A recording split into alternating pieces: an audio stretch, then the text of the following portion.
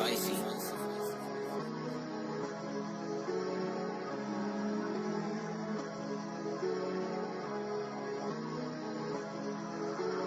Art is getting crazy.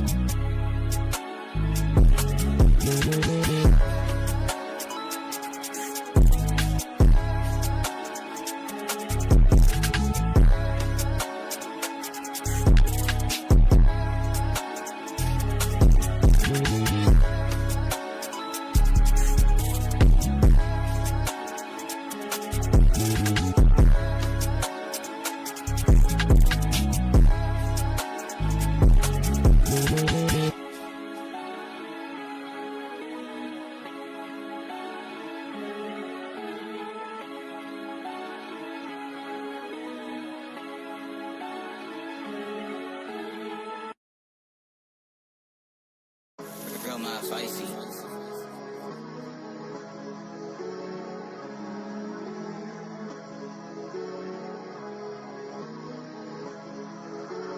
Art is getting crazy.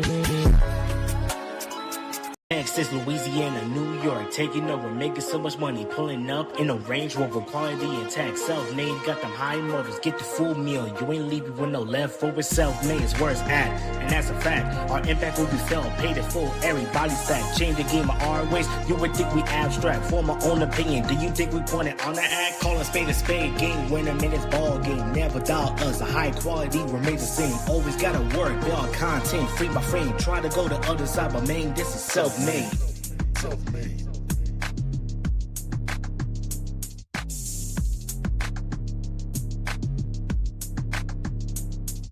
Whole arena The whole arena. Yeet. Yeet, yeet, yeet your motherfucking ass yeet. And I got the formula. I know how to cook it up. You know what I mean? So.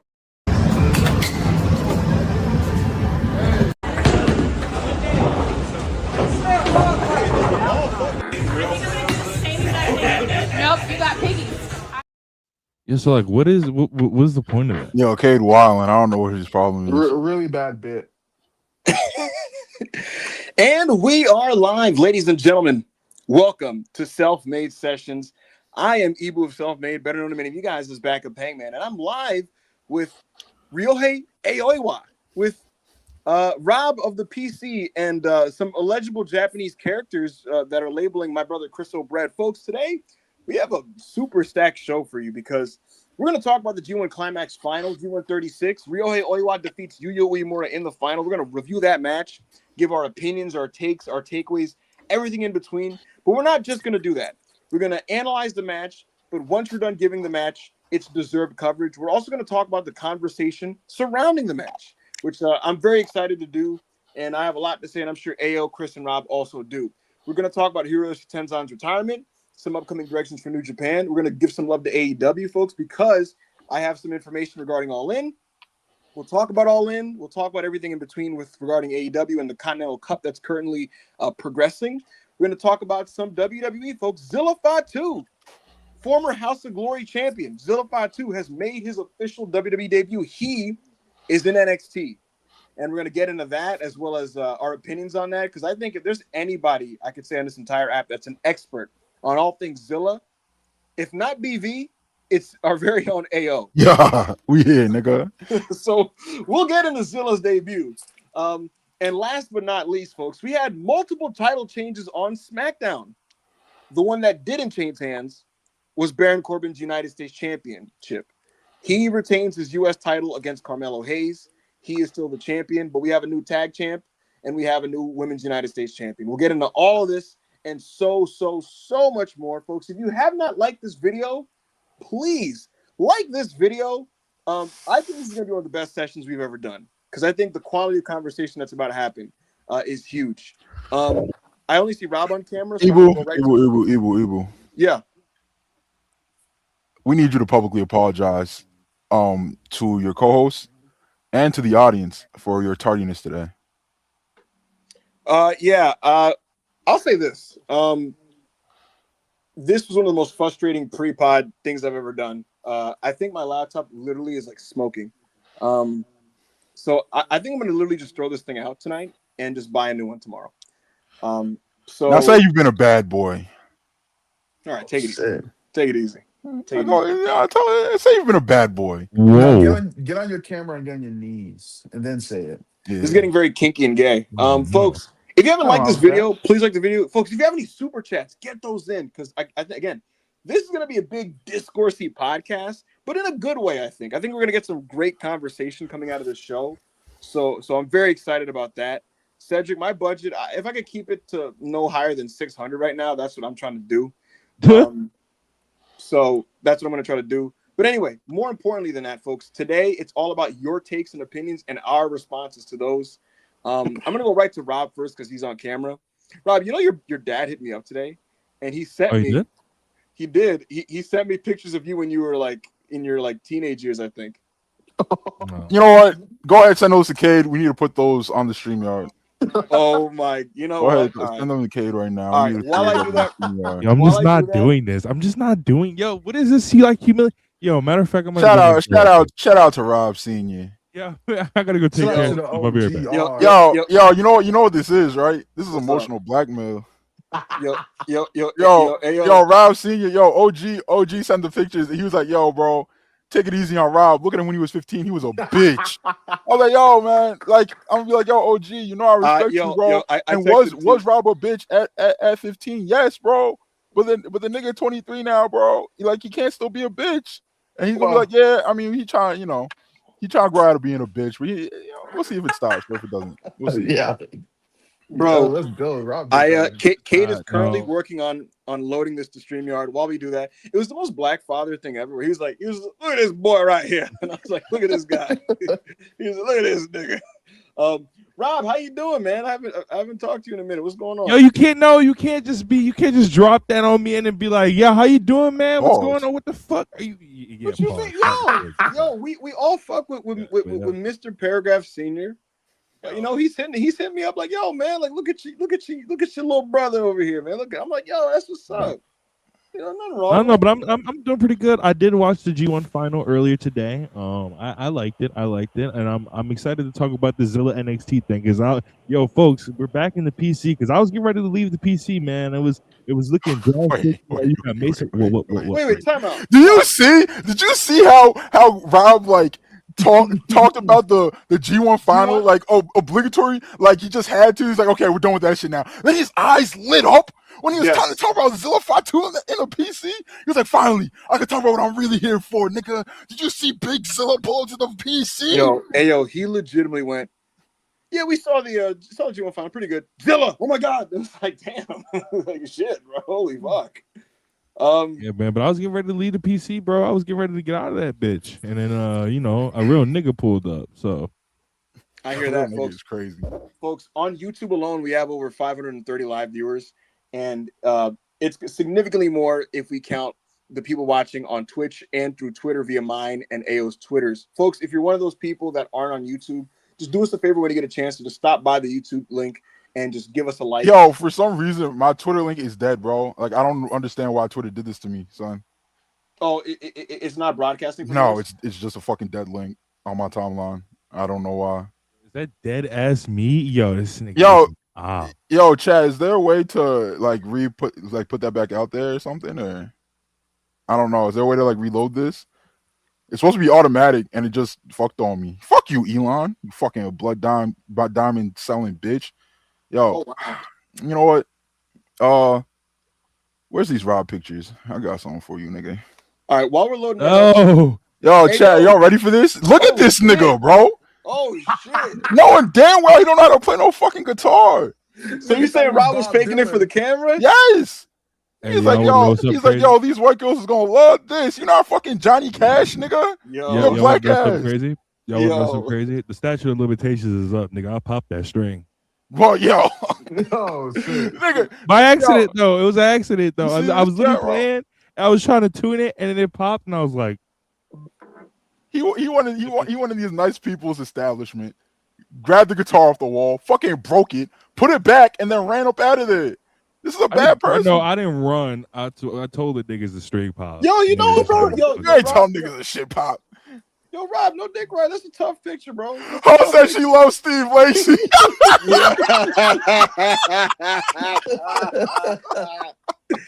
Yo. Wait, that's not all Robin. Guitars is not all Rob and Steve Lacy have in common. Oh no. Yo, come on, bro. Yo, what is your problem? What? Yo, I mean, y'all what both is your black. problem? Y'all both black. Wow. I hear you, bro. Listen, man. Yo, Rob, no dick ride. I think you look tough, bro. I think you look My tough. nigga Rob Dylan. My fist was hard, nigga. Rob Dylan. He said Rob Dylan. Hard, nigga. Nigga said, Ho said she loves Steve Lacy. Yo, Rob, you gotta bring this Rob back. Rob, lock in, gang. I don't know how to play. Yo, it would be the drums, bro, because the guitar is hard, bro. The guitar is really hard. Like that shit. All right, bro. Let's Hey, yo, what's going on with you, man? Yo, I'm here, nigga. Niggas that know, they know. Oiwa been my nigga since he was a young boy. He has been. Been my nigga since he was a young boy. The oldest dudes I can find from 2024, bro. But I've been talking about him on air, and then like I just don't like what am I like on the King AO account? What am I really gonna say about a lot of these young boys? You know what I mean? That's just not how I use that account. But on air, if you've been around, you know I've been talking about Oiwa since like what 22, 23. I've been watching his. I was watching his Noah excursion. The only reason why I was watching that filthy ass Kaito run post the Okada match at was that the UJPW show where Okada put Kaito down, or was that one of the Muto shows? Pretty sure it was a Muto show. Shit! I'm talking about the one where he hit that nigga with the fucking raining explosion, nigga, and really just ended his career. Yeah, all right. So that was a Muto show, all right. So after that, bro, my only reason to watch fucking Noah was the like very rare kennel match that will pop me, and then fucking Oiwa's excursion and shit. Right. So, bro, like, who's got it better than me, bro? Kenny Omega, world champion. Fucking Tetsuya Naito, world champion. Ryohei Oiwa, G1 Climax 36 winner. What the fuck is we doing, bro? My Buck's about to grab the belts too. Oh shit! If we're not dropping the Osprey, That's donkey. insane. Nah, you're not a one donkey, sneak? Billy. Huh? One sneak. But We're not dropping the Osprey, like I said. And yeah, man, who's got it better than me? Big Zilla's pulled up to the PC. We grabbing that title, nigga. Oh my god. Yo, Chad, you don't understand. When I see Jacob Fatu carry that nigga to three-quarter stars of a match, bro. Oh my god. I didn't say 1 3/4. I didn't say 4 3/4. I didn't even say. I said 3/4 of a star, nigga. Yo, When Ayo, I you seen forget- Big J. Hold on, What Ayo, am you're I forgetting a forgetting? big thing here. What am I forgetting? Your boy Hiromu is making his SmackDown debut. Yeah, man. So that's been Self-Made Sessions, man. I'm Big Ayo, aka King Ayo, aka the realest nigga in this space. Oh man. Yeah, man. Let's What a go. fucking time we've had. We appreciate y'all for all the super chats. Yo, come on, man. A lot of content's coming this week. A lot of content's coming this week. Nah, don't do that, man. Don't Matrix do on that, Tuesday. Oh, man. Come Wednesday. Oh, dude. Wednesday we have Backup Hangman Radio. Thursday, Destination Dynamite. Friday, I don't know what we're gonna do. Sunday, a new show that we were supposed to announce today, but we just ran out of time, folks. All right, and we are out of here. Hold Self-made on, shit. no. Self-made forever. Don't say-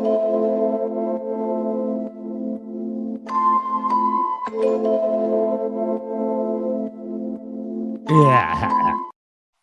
Yo, what is wrong with this guy? What happened? Crystal Bread, you've been real quiet, man. What's going on with you? What's up, bro?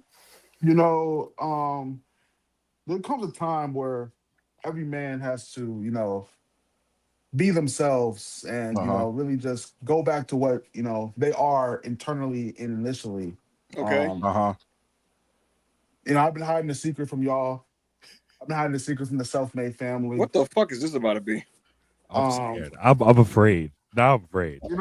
After watching the G1 Climax, Yo, if this nigga dick rides, I'm out of here. If he dick rides, I'm I out of feel here. like I gotta go back to being my true self. Can y'all please full screen me? All right. Please, what's going on here, bro? man. Charlie. Am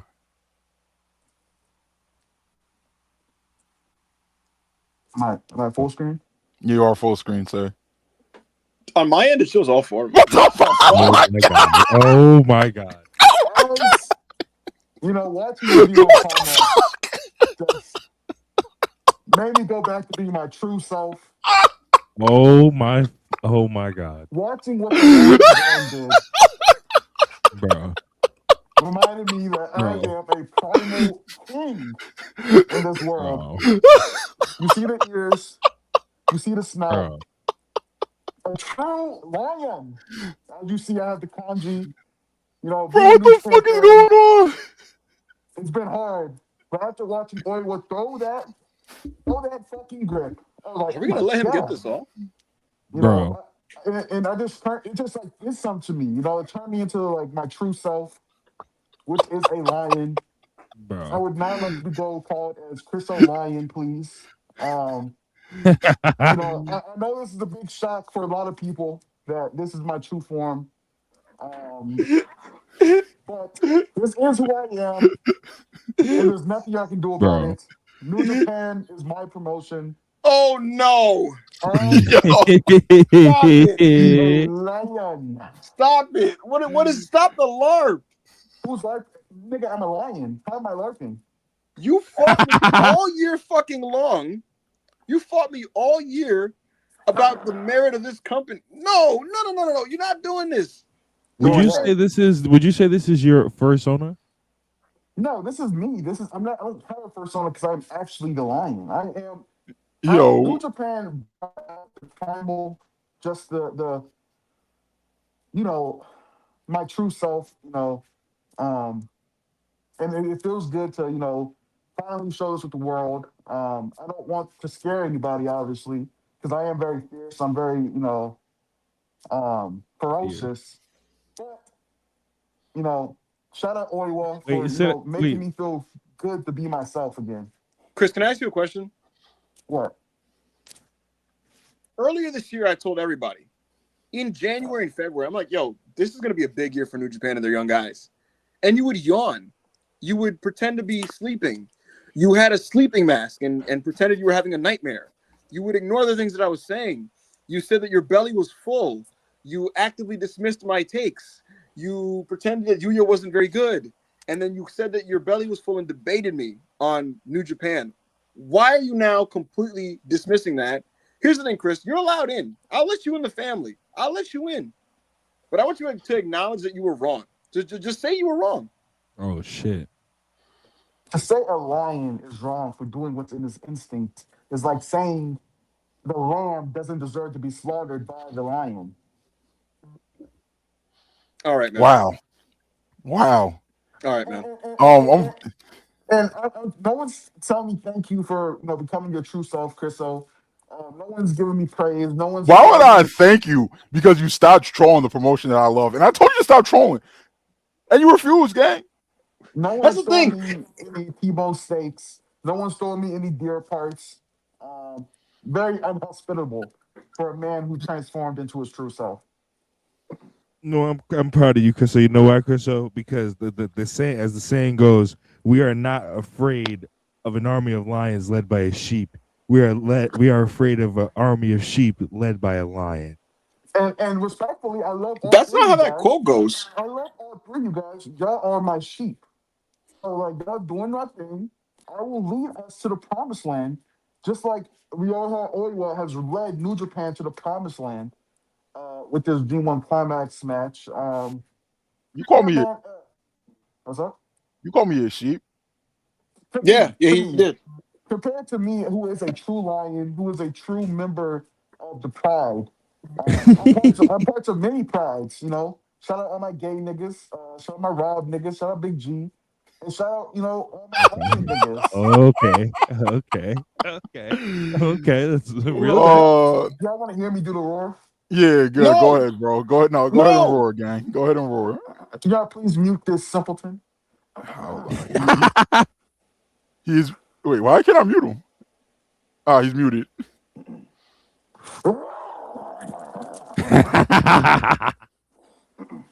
Wow. Yeah. It's hard being a lion. Wow. I know I want to, ladies, first of all, calm down. Yes, the mane is real. This not a blowing. It's not sewing. Yo, Ao. Now we gotta explain. Ao, tweet a picture of this nigga, bro. I did, bro. I tweeted on the Self-Made account. Guys, please head to Self-Made PW. Hit retweet on that picture. Throw a comment. Hit like, bro. We need as many eyes as possible to see this chat. Please run over to the Self-Made PW. Please. Why don't you call me Lark? I'm a fucking lion, but I have the kanji in my name. That's Chris O'Brien. Wait, I'm sorry. Wait. Hold on. I'm sorry. You said you had what in your name? That's my name in Japanese. You said that's kanji, right? That's not Japanese what I said. kanji. No, Japanese kanji, right? That's not what I said. What is it? First of all, nigga, I can tear you to shreds. No, what is it, bro? I'm confused. What is it? It's the traditional spelling of Japanese things. It's katakana, you fucking larper. Actually, anyway, you don't know that. I do know that because there's no such thing as Chris O'Brien in kanji in Japanese. So how can it be kanji?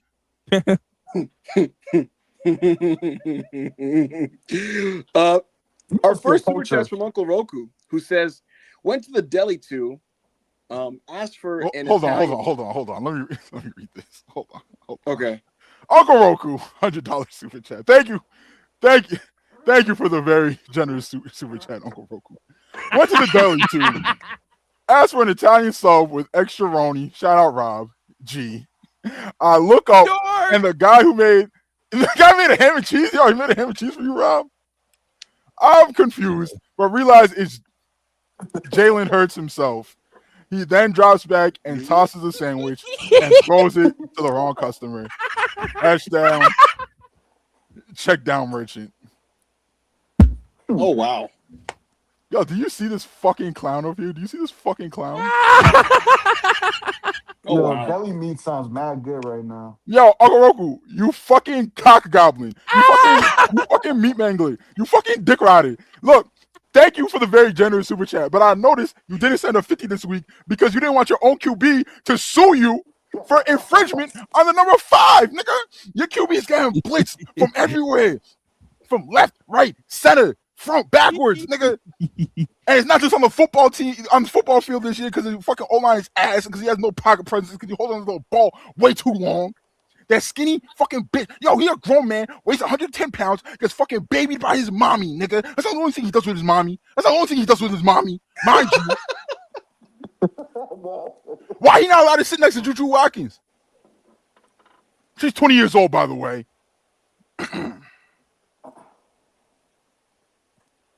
Nope. Does anybody else have any thoughts on this very offensive super chat? Yeah, that's. I thought the second half What the fuck was is Chris wonderful. doing? Yo, is he having a lion attack? Like, what's going on here? It's been a while since I had some meat. No pause. From Africa. Hey, wow. Whoa. Wow. Omar Abdel Sattar. 2,000 Egyptian pounds. Wow, bro. Appreciate you. Shout out to the boys. Once again from Egypt. Ibu's Habibi needs some working on, but we'll get there. Out of the current WWE roster, who do you think has good enough instincts to book if Triple K leaves? We good off that fair shit, though. Up the dub and up all in, baby. Ibu, how do you have... Yo, Ibu. Yes. A lot of our friends, a lot of our Muslim friends insult your Arabic, bro. They do. Yo, low key, bro. It's not nice, man. That's not my first language, bro. But I'm doing my best. They be on your ass about your Arabic, bro. Yeah, I don't really get that, bro. I be, you know what I mean? I be reading the Quran a little bit. You want some Rob shit, gang? No, I'm not on no Rob shit, bro. Yo, if you want some Rob shit, just let us know now. I'm not on no Rob shit, bro.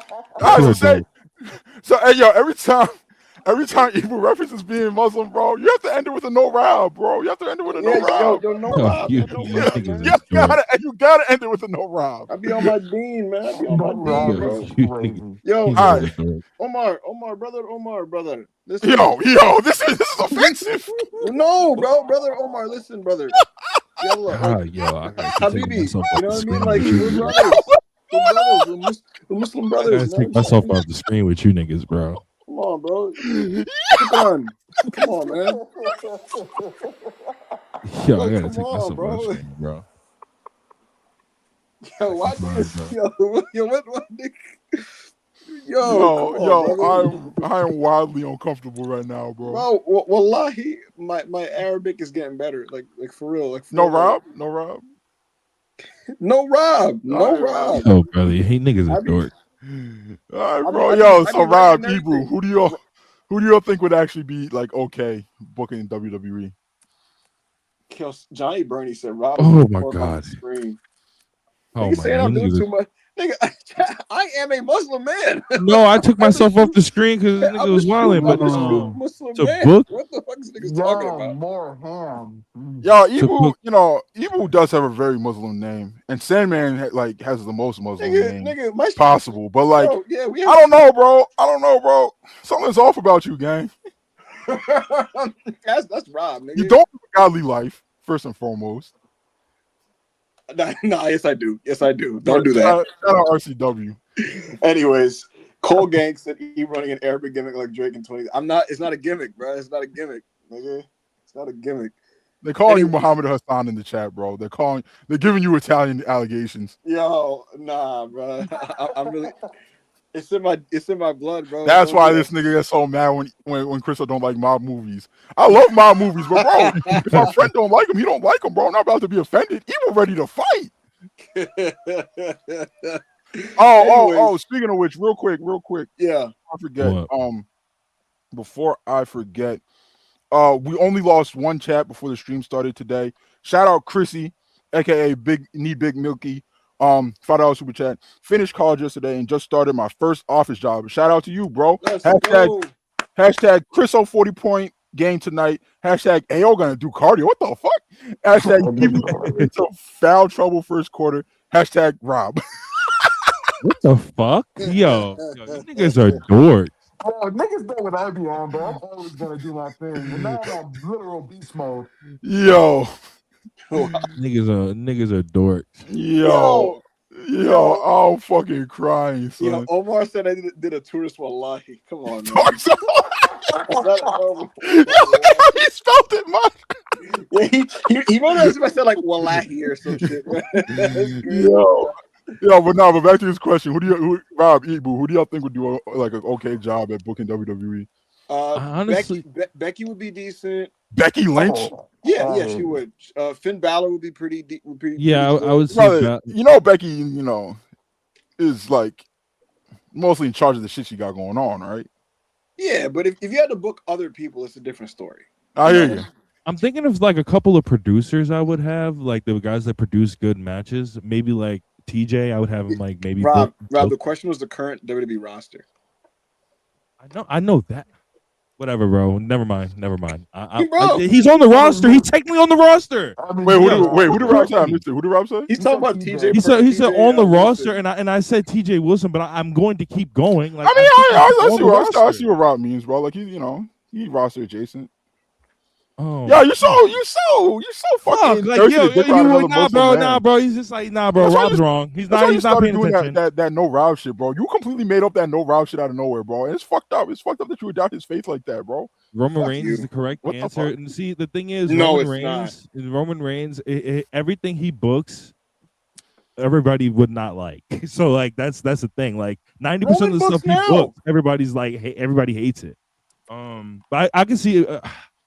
I don't like him with Punk. I can see Punk doing a decent job more. Punk would do a great job. Yeah, I'm done with Rob, bro. It's not my brother no more. Yo, come on, bro. Speaking of people I'm done with, I've seen more people that turn their backs on the family. No, what do you mean? I've seen more people that turn their backs on the family. I'm not gonna get into it though. Seth, bro, no, bro. Yo, some of the shit Seth be defending, and it's not even in kayfabe. Like, I know that nigga's brain getting the pen. Yeah, bro. Yo, like the way that Seth would like stand in front of bullets like peak dementia Vince McMahon shit, bro. Like, son, so are you like the greatest bootlegger in the world, or do you actually think this shit is acceptable? Like, it's one or the other. Either way, you shouldn't be like, come on, gang. Like, nobody told you to stand in front of bullets. Seth doesn't like Bray Wyattism, and he's publicly denounced like that type of shit. Does he not like it, or does he not like being involved in it? Because I feel those are two different things. He did an interview where he said, like, it's hard to be a main event wrestler and work Bray Wyatt. He said, like, there's not really anything you can do about it. But was he like, and I get what he's saying, right? Right. But is he saying that because he's like, bro, look at how Bray fucked me? Or does he truly believe that? Like, is he like, there's nothing Roman Reigns could do against a Bray Wyatt? Because the Tribal Chief started against Bray. Do y'all remember? Yeah, but Roman very quickly got out of that. He very quickly was like, man. Yeah, he's just like, I'm not doing that, bro. I'll say this, man. I'll say this. Yo, there's never been a bigger Seth. Yo, there's something really wrong with Matinee, bro. Dude. Like, yo, Mods, get this nigga out of my sight. Dude, I just saw that. I was like, yo, dude, what the fuck? Yo, Chris, I know that mask is hot, bro. I know that mask is fucking hot. Africa, there's nothing too hot about anything. It's not a mask, it's me. Word. Right. Yeah, my answer to this is CM Punk. What we got next? All right, another. I'm assuming the other one was like $200. This one is about to be, I think, 100. Omar, another 1,000 Egyptian pounds. He's going fucking crazy. We appreciate you, man. Also, I hate how the WWE Saudi deal has essentially vilified the idea of running shows in the Middle East. There are a lot of Arab/African countries that deserve, at the very least, a house show here and there, given here and there, given how gigantic wrestling has been over here for decades. Everybody clear out. Hold on. Everybody let's clear out, bro. Everybody clear out. So, the Saudi government commits human rights violations, and there's nothing wrong with condemning or disapproving of the Saudi government. Most Arab people would agree with you. Saudi Arabia, as a country, is full of many great people. My mother has been to Saudi to go to Mecca. We as Muslims go there as a pilgrimage. Unfortunately, what has happened, AO, is there are people, I feel like there's a crop of people that don't even know why these Saudi shows are bad. They're bad for sports washing reasons, right? And there are people who then turn it into a critique of the culture of Muslim people in Arab countries. Yeah. And what ends up happening is like, oh, I can't believe you go there. They don't have rights. They don't da-da-da. Look at how they live. And then it becomes lifestyle and cultural critiques. And then it very, very quickly delves into different varying degrees of Islamophobia. That's what ends up happening. You'll see these like wrestling fans literally like scoffing at the idea of this as if like the people over there don't deserve entertainment, which is like literal racism. Yeah. You know? And so it's like, I do hope. I've literally seen takes before that. It's just like, bro, if these quote unquote people deserve to be entertained so bad, why don't they overthrow their government? I don't know. You fucking tell me. After Trump does his fucking second term and is going to run for another term. Correct. Probably, and probably not get pushed back upon it. Right. Even though it's against the fucking Constitution. Come on, bro. Go ahead, Evil. We literally live under soft fascism, and what are you niggas doing to stop it? Like, you know what I mean? So, like, yeah, like these people are like the victims of their own government, but it's like if people want to still do the thing where they speak up against the Saudi shows, like they really need to like be very specific on what they're attacking. Yeah. You know what I mean? And that is a thing that I had seen like over the years, is just people being like, oh my God, like they're going over there, like they're women over there are covered up. I'm like, okay, that's a different culture. Like, okay, like, you know what I'm saying? Like it ends up very quickly devolving into just like Islamophobia. So when was? I didn't know if you were finished. I was gonna ask, when was the last live event, like house show, pay-per-view, TV, that even took place in like a part of Africa, like a specific part? Like I have no idea. Northwest, East. Like because I know they did a house show where that guy hit Randy like 10 years ago in South Africa. I know that, but like that's the last one. I can remember taking place. If anybody can correct me, especially TKO. I don't think they'll ever. Maybe South Africa, because their currency is like okay, but I just don't. I don't think TKO ever be like, yo, the dollars and cents make like any sense for us to run shows there. You know what I mean? Like obviously, fucking Saudi Arabia is paying an enormous amount of money for WWE to go over there. They're saying Johannesburg. They only go to South Africa. Yeah, see, like I said, bro, I assume they'd only go to like. Wonder why? Yeah, because their currency's like okay, so they'll like, well, we'll take your fucking money, I guess. Like I don't think they're gonna be. They're not gonna be lining up to take fucking naira and shit in Nigeria, or go to Ghana or something like that. Yeah. I love Africa, man. I mean, you say very xenophobic things to me every day, and it's like as a lion, I feel like I word. I'm more of a kindling to that country than you. Okay. All right, word. This nigga think he was Mufasa, man. Word. What else we got? You're a piece of shit. Ladies and gentlemen, we have 650 people watching this on YouTube now. Yeah. World. Please hit like, please hit subscribe. You know, we're on Twitch now. If that's your preferred platform, at the Self-Made Side.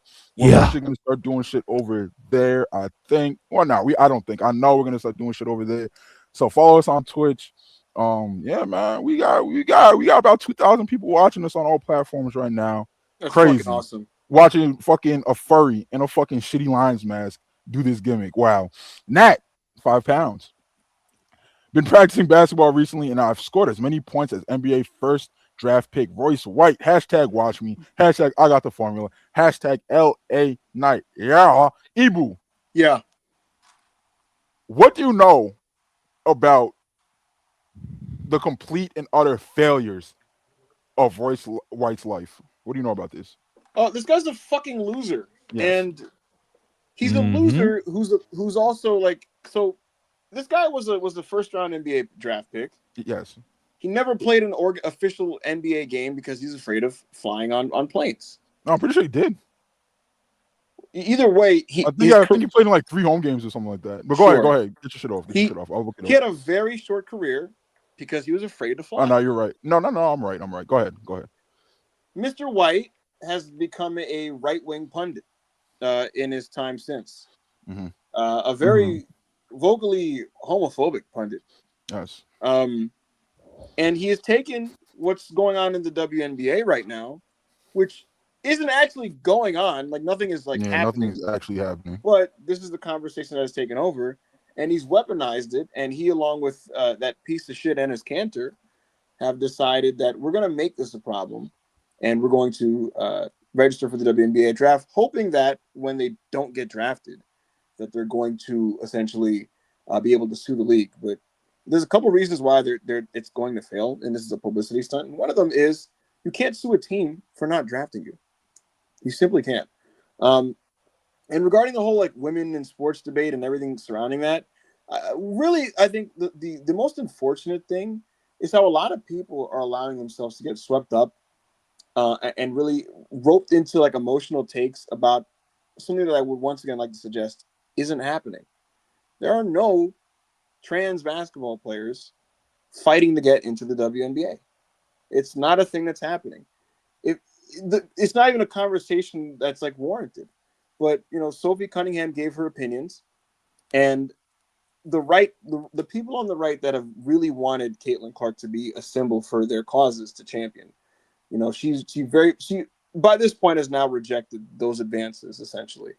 And in Cunningham, they found their in, so to speak, to be able to politicize the league more. And so what turned into one answer from Cunningham has now turned into a whole thing. And now every night Fox News is forced to cover this league that they don't even enjoy. And a lot of people that purport themselves as carers of women and carers of women's sports that have never prior shown any interest have chosen to overly invest in, again, a thing that's not happening. And then other people, journalists or whoever, media pundits that otherwise are normal pundits, have kind of decided to weigh in, again, on this thing that's not happening. And when they never speak on the league. And so it really, beyond anything, I feel really bad for the women of the WNBA who are just like adding to the product this year, because there's never been this amount of high-end talent in professional women's basketball. And there's a lot of cool things happening in the league. And none of it ever really gets talked about because WNBA coverage has fallen into the hands of people that want to just use the women as political battering rams to debate about shit because what draws ratings are the culture wars that really have no bearing on your life.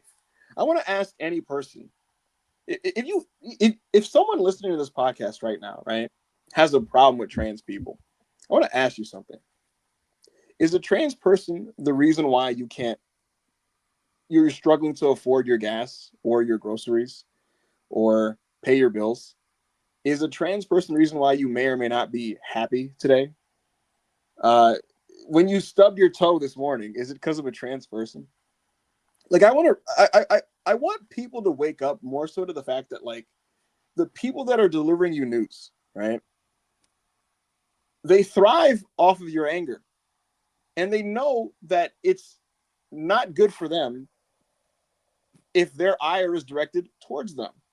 And so they continue to direct you towards marginalized communities, knowing that they will be more vulnerable and susceptible to abuse. It's really, really sad, and it's bullshit. But that's the world that we currently live in. Again, a world run by soft fascism. So, what's up?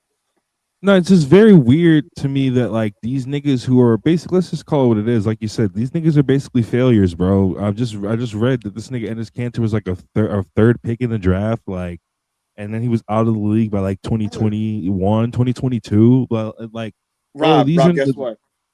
Like, I kid you not. Brian Kilmeade, he's a Fox News pundit, right? This guy went on TV and said Enes Kanter was kicked out of the league for being a conservative. You right there should never talk about sports ever again. First of all, number one, there are many Republican basketball players closeted and or open, number one. Number two, Enes Kanter's out of the league because he can't guard the fucking rim. Wait, Ibu. Political pundits, just do political pundits. Do political talk, please. Just, Ibu, continue to lie about player? What's up? Who was a player on the New York Knicks that's like actively conservative that just won a championship? It was Mitchell Robinson. Yeah, so that doesn't matter. None of that matters. Like none of that matters. And it's like you said, it takes away from the attention. It was last year. It was the fucking morons throwing the fucking sex toys on the court, And now this year, it's these niggas just trying to be weird, bro. And I don't get it. Yo, I don't understand it. Like, and you didn't do anything in your career. Why are you trying to take away from other people's career? Bro, it's under the pretense of protecting women. And then you like look into any of these people and you're like, I don't know, man, about your history when it comes to protecting women. Something tells me that's not your actual goal here. So the bottom line is, stop getting your information from people that fucking are paid to lie to you.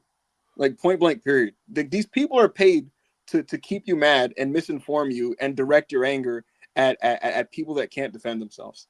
And you'd be better served directing your focus and your attention on bettering your life and the people around you, and so on and so forth. I don't see this massive contingent of trans people who are like, actually, I want to invade your sport and do this, that, or the third. They literally just want to fucking live and not be bothered. That's most fucking people. That's most people. Yeah. Thank you, Matt. Sorry about that. I got a call from my nephew. He called me 3 times. And I was like, oh, is it an emergency? And he just really wanted to tell me about his first day of school. So I told him I would call him back when I was done working. Shout out my nephew. Shout out Natalie. Enes Kanter is one of the worst rim defenders in league history, and is probably, I think, is the worst pick and roll defender in league history. That's why he got kicked out of the NBA. He was completely unplayable. Royce White had an anxiety attack on a plane. Told all the NBA coaches that he refuses to fly anywhere in the country for any game. They knew this. They drafted him anyway. He scored 0 points in 3 games played. It's a complete failure. These people are directing their failures in life on other people to grift for money because they're unemployed and they're unemployable. So that's really the gist of it. Very sad people trying to make themselves big by standing on trans women who are just trying to exist. And we have to get off of this because we have 70 super chats. But bro, like, if you can't understand that people have realized that you can't just be like trans people bad, so they look at this big bad boogeyman of trans athletes and they just like very thinly mask their transphobia, and we gotta protect women when trans women weren't doing anything in the first place, bro. They were minding their own business and just trying to exist. And you're like, well, you can't fucking play sports. They didn't fucking want to play these sports in the first place. And like, bro, like, even if they fucking did, bro, trans people are 1% of the population, like 1. So what percent are trying to play fucking sports at a fucking high level? 0.0.0.0.1? Like, come on, gang. Let's lock in on actual problems that affect us every day. Why is fucking lettuce making me shit my fucking pants? Not me, but like people as in general. Yes. My pants are not shitting. Lobby Warsaw, $10 super chat. The lesson to take from Oiwa Yuya is pursuing your unique vision of wrestling. When the announcer said 30 minutes passed and the crowd cheered, the wrestlers made them care in a way no one else could. Facts. Yo. Yuya Uemura lost to a headlock 36 minutes in on the G1 Climax Finals. What did you think of this match? How did it make you feel? Instant classic, bro.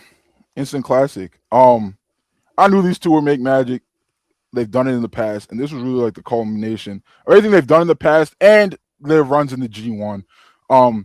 They worked really hard to get this shit over. Oiwa worked really hard to get the Big Rock over. Every night. Every night, bro. Worked really hard to get that shit over. Make it like, bro, it's not a fucking wrestle, gang. It's not a fucking wrestle. This shit. You see these big ass fucking meaty arms of mine, my nigga? I will pop your head. I will rip your fucking head off your shoulders, gang. I will pop your head like a fucking cherry with these arms, bro. Yuya worked really hard to get that armbar over. He worked really hard to get these fucking arm drags over, bro. He worked really hard to get the fucking deadbolt over.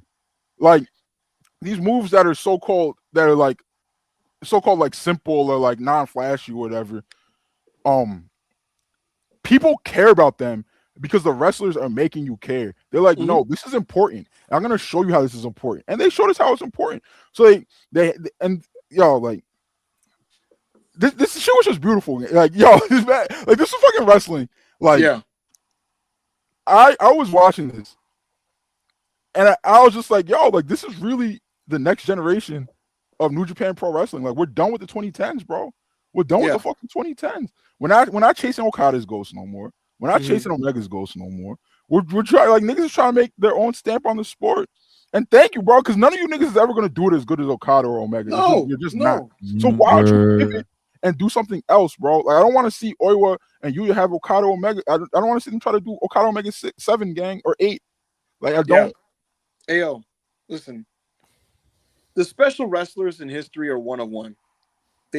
And what Okada did in the mid to late 2010s, what Omega did, what Naito did, what Ibushi did, they did that version of wrestling at the highest level it will ever be at. And a lot of New Japan stagnation at the start of this decade was chasing that, was trying to recapture the high of that period, and not being quite as good at that. To your point, Oiwa made a great comment after the match where he basically just said, like, bro, like, I wrestle the way that works the best for me. And so does Yuya. And that everybody has their own style. Yuto Ice is a fighter. He's a brawler. I don't like him, but that's what he does. And that's really the truth. I said, AO, literally in the past sessions that, like, I'm just so proud of how individualistic these young guys are. They're so distinct in how they approach wrestling. They have matches specific to how they do things, and it allows you as a viewer to have a styles make fights approach. Yeah. And what makes it so fun is I'm watching these matches not expecting like anything in these closing stretches. I don't know how any of this shit is going to end because they're doing things in a very specific way that's unconventional to how modern main event wrestling is formatted. And that's the actual appeal. You know, my big takeaway from the match being great was, number one, yes, they worked hard to establish their moves. It shows you in wrestling, you can get anything over with commitment. Anything. You can get and you know what, like the number one tell that is, for as much as if people say like, and you're one of the people that say it. Yeah. For as much as people say Kyle Fletcher does too much, Kyle Fletcher does too much, Kyle Fletcher does too much. As much people say that. Even what is his finish? I don't know. It's a fucking brainbuster. Oh yeah, it's the brainbuster. It's over. And here's the thing, right? So it is impressive. It is impressive that fucking Oiwa put the toothpaste back in the tube, so to speak, and fucking got a headlock over as a finish. Like, that is impressive. But it really, what it shows you is that, like, with commitment, you can make anything impress the crowd. You have to work for it, though. Like, they work throughout the tournament. And then even in this match, AO, you know what separates a headlock being a submission versus a fucking rest hold? It's how you sell when you're in it. Mm-hmm. Oiwa, there's a point in the match towards the middle where every time he's locking that shit in on Yuya, it's interesting. He's the one actually like more like, oh my God, please fucking tap, because fuck, my arm is killing me. Fuck, this nigga, get out, die, nigga. And Yuya at first, he was kind of trying to stay calm and be like, I know how to get out of this. I know how to stay calm. Boom, I'm out. And then as you get later, AO, because the pressure was building on Yuya's neck and head area, and you saw him sell it as he was going to the top rope, in the later periods of the match when he gets locked into the headlock, he's the one who's now like, oh my God, fuck, I'm finished. And he's selling frantically, and his arms are flailing, and he's grabbing towards Red Shoes, and he's trying to like swing his body over and leverage back into a pin or some kind. And again, it's working for holds. The drama and the emotion is because of how you actually maximize these things. You know, if you make something mean something, it'll mean something. Yeah. Randy Orton throughout his career is criticized because when he locks that shit in, he has a straight face on, and he's just like, all right, yo, I'm gonna just sit in this for a little bit. It's literally just two people sitting there, bro, and like one nigga's arm is around another nigga's head. Yeah, there's no drama in that. This match was so beautiful to watch, and like, there's a lot of people debating about like, is it old school? Is it not old school? Is it a modern match with an old move? It's everything. It's all of the above. Because here's the thing, it has the cadence of a traditional wrestling championship match that you would see 30 to 40 years ago, in that they take their time, they establish things early, and as you get to the finish, the things that they established early pay off. And here's another thing about Oiwa and Yuya that's great, AO. You're not predisposed to liking every fucking limb work match, but the truth about limb work is, if you trust the niggas you're watching, you know that it's worth paying attention to because it's gonna lay out a payoff later. Like, Ayo, remember when Tsuji was working Yuya's back early on? We all knew, oh shit, when he hits the Gene Blast, this shit is done. That's the point of that, right? When you do it just to pad 10 minutes, then it's like, nigga, I'm zoning out, right? So that all plays into it plays into it. I just loved how I felt watching this match. It never felt like, I didn't feel like I was watching a long match. When they did the 30-minute time call, I was like, damn, it's been 30 minutes. Like, I could just watch this forever, but it's just like so compelling and dramatic. Yeah. When Yuya lost, it felt like I was just watching like my favorite player barely lose a double overtime game that he had 50 points in. So we're gonna have more to say, but like I thought this match was fucking amazing, and in the moment it felt historic. It felt like a statement was made. It felt like an arrival of two guys who were going to be pillars for this company, and I was really glad that New Japan could have a match like this. I'm gonna go to Rob before I go to Chris. Rob, what did you think of this main event? Also, Ayo, if you could pull up the G1 graphic, just throw that shit up. I thought this was fucking awesome, and like you guys said, I really appreciated that they didn't try to do a LARP match. Like you said, I really appreciated the struggle of it all. One of the things that really stuck out to me was like 20 something minutes in, 30 something minutes in, like Yuya's trying to get another arm drag, and like Oiwa's shoulder is like busted, but he manages to like try to get him, pull him over enough to get a lariat in to try to transition to something that else. spot like was shit godly. like shit like that. Like that's awesome.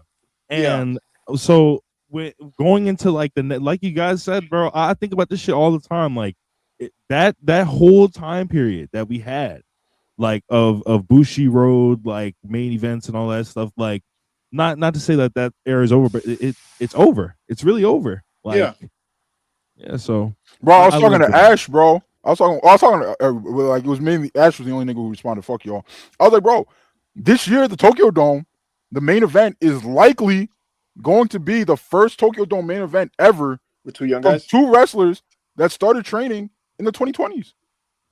That's fucking crazy, bro. That's crazy. That's fucking crazy. Like whether it's Tsuji walking in with the belt, whether it's Oyo walking in with the belt, like most likely, right? The Tokyo Dome Challenger is gonna be like an a Oiwa, a Tsuji, a Shota Umino, a Yuya Uemura. Like it's crazy, dude. Crystal Bread, like no bullshit, right? Seriously, like real shit. What was your actual feelings watching this, like in real time, and what did you think of this match?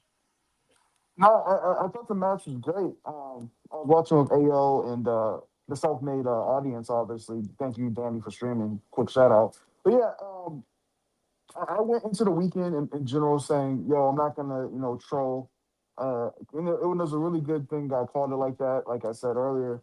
I've always liked Oiwa. Obviously, Yuya, Sweet B. I was never a huge Yuya fan until, really coming into this year. But I've always liked Oiwa because his name was the grip, and I was like, yo, that's a gangster.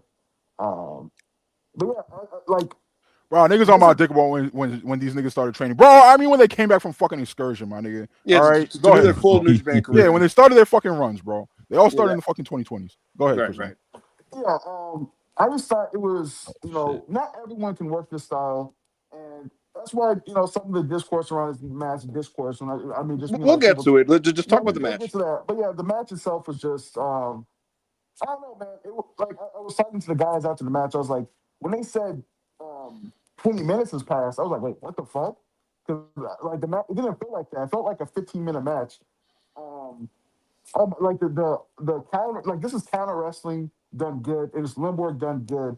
Like the counters when like one time Yuya would counter the lariat into an arm drag, and then Edward would counter the arm drag into a lariat.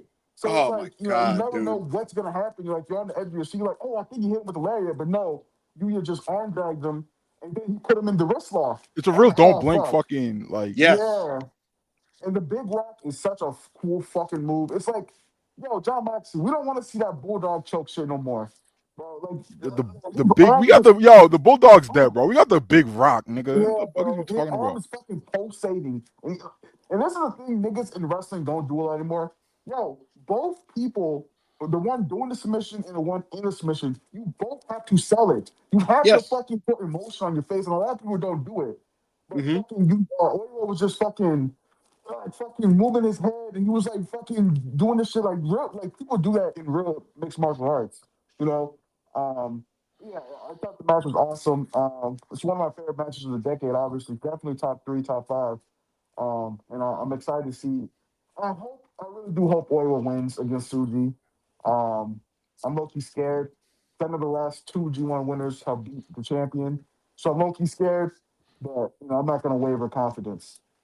I want to add something, AO. You know why we were on the edge of our seats too? We said this in Discord that like, and this isn't everything has a formula, but like So this is not neither good or bad, but like a lot of modern main event wrestling is formulaic, and when you watch it a lot, you can do the math on a closing stretch of who is going to win. So a false finish doesn't create or generate the intended effect of a false finish, because they'll hit a certain move and I go, well, he didn't hit his finish yet, so this match is going to continue. Or this guy didn't land that finish yet, and they have to empty the clip before this match can end. Or this guy's heater hasn't run out yet, and so this match isn't over. We do the math, and therefore we eliminate the things that are supposed to surprise us. And when there's no element of surprise in a closing stretch, there's less of a thrill watching it when you are over familiar with an approach. There's been so many conversations about like this match and its merit and this and that. For me, really what it was two individuals had a unique match for today's wrestling, and I didn't know where it was going to go because it rejected certain match conventions that are very commonplace now. And that's why my big picture takeaway when I was talking about like wrestling and what lessons could be made from this, more than anything, right? It was strive to have individualistic and unique matches. Yeah. And I heard from other wrestlers about it who agreed with me wholeheartedly. I would never tell like Kevin Knight, don't do the spectacular things you do, for example, right? Yeah, that's not our fucking point, bro. Like I don't want to see Jet holding niggas in a fucking headlock, gang. That's not even his bag. It doesn't make sense. I would never tell Speedball Mike Bailey not to do all the crazy offensive maneuvers that he does, right? More than anything, what I'm saying is reject the instinct to just do the same cadence of back and forth action match that you normally do, because when you do that, and I watched so much, I know where everything's going, so it's not as thrilling in the close as it normally is. And how do you change that, AO? Well, you have to actually think and go like literally in the back. You have to literally go in the stretch. They're gonna expect this as a counter. Bro, I don't want to bring up the match because niggas is like, yo, when somebody has a good match, why does everybody shit on XYZ? So we're not gonna say the promotion. But bro, I watched the show with Ibu live in person. We were like, no, this is not the finish. You wanna know why it's not the finish? Because this hasn't happened yet. And then Ibu was like, yo, is this the finish? I'd be like, no, bro, this is not the finish because this hasn't happened yet. And then I'd be like, okay, now this is the finish. Ibu was like, bro, but we were forgetting this, and we were right every single time, bro. Every single time. And then when XYZ finally happened, when all the things that we said happened, we were like, okay, so this is the finish. The match is over, and the match was over. And it was over. And it's like, if we can discern that, then as wrestlers, I like what I would challenge them is not, hey, guys in this company work like Yuya and Oiwa. No, it's more, guys, when you're in the back talking this through, consider like, okay, fans are probably going to see that coming, so misdirect us. And when you do 3 of those, then it's going to blow people's mind. Part of why Okada Omega was special the first time, Chris, and maybe you can speak to this too, is everything that I thought was going to happen swerved me a little bit. And I was like, oh, shit. Or like, oh my God, Kenny's going to hit with the VJ. That drop kick was fucking crazy. Holy shit. You know, crazy high drop kick. You know, like Rainmaker being countered to a V trigger, like close range. And you're like, nigga, what? Like, see, Sprouts, this is one of the issues. Genuinely, this is one of the issues with the entire conversation. Because when I saw Takeshi, what was that? It was the Shota match, right? Oh, no. Yeah. Well, that's not what I'm talking about. I'm talking about the last New Japan match. I was like, yo, Shota, what are you? It was the Shota Umino match, right? For the fucking. Bro, basically, I don't remember the exact match, right? Okay. But basically, Shota spent the entire match doing holds. And we were like, yo, Shota, this isn't your bag.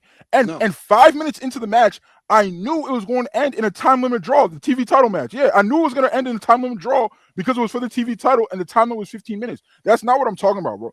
No. Our point is not everybody do holds.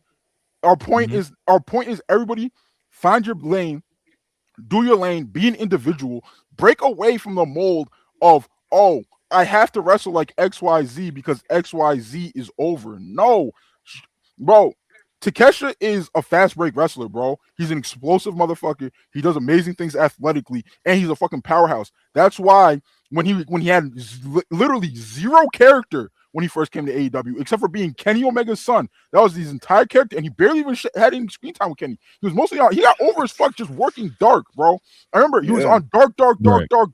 Made it to a battle royale on TV and had the loudest pop in the match. The loudest pop.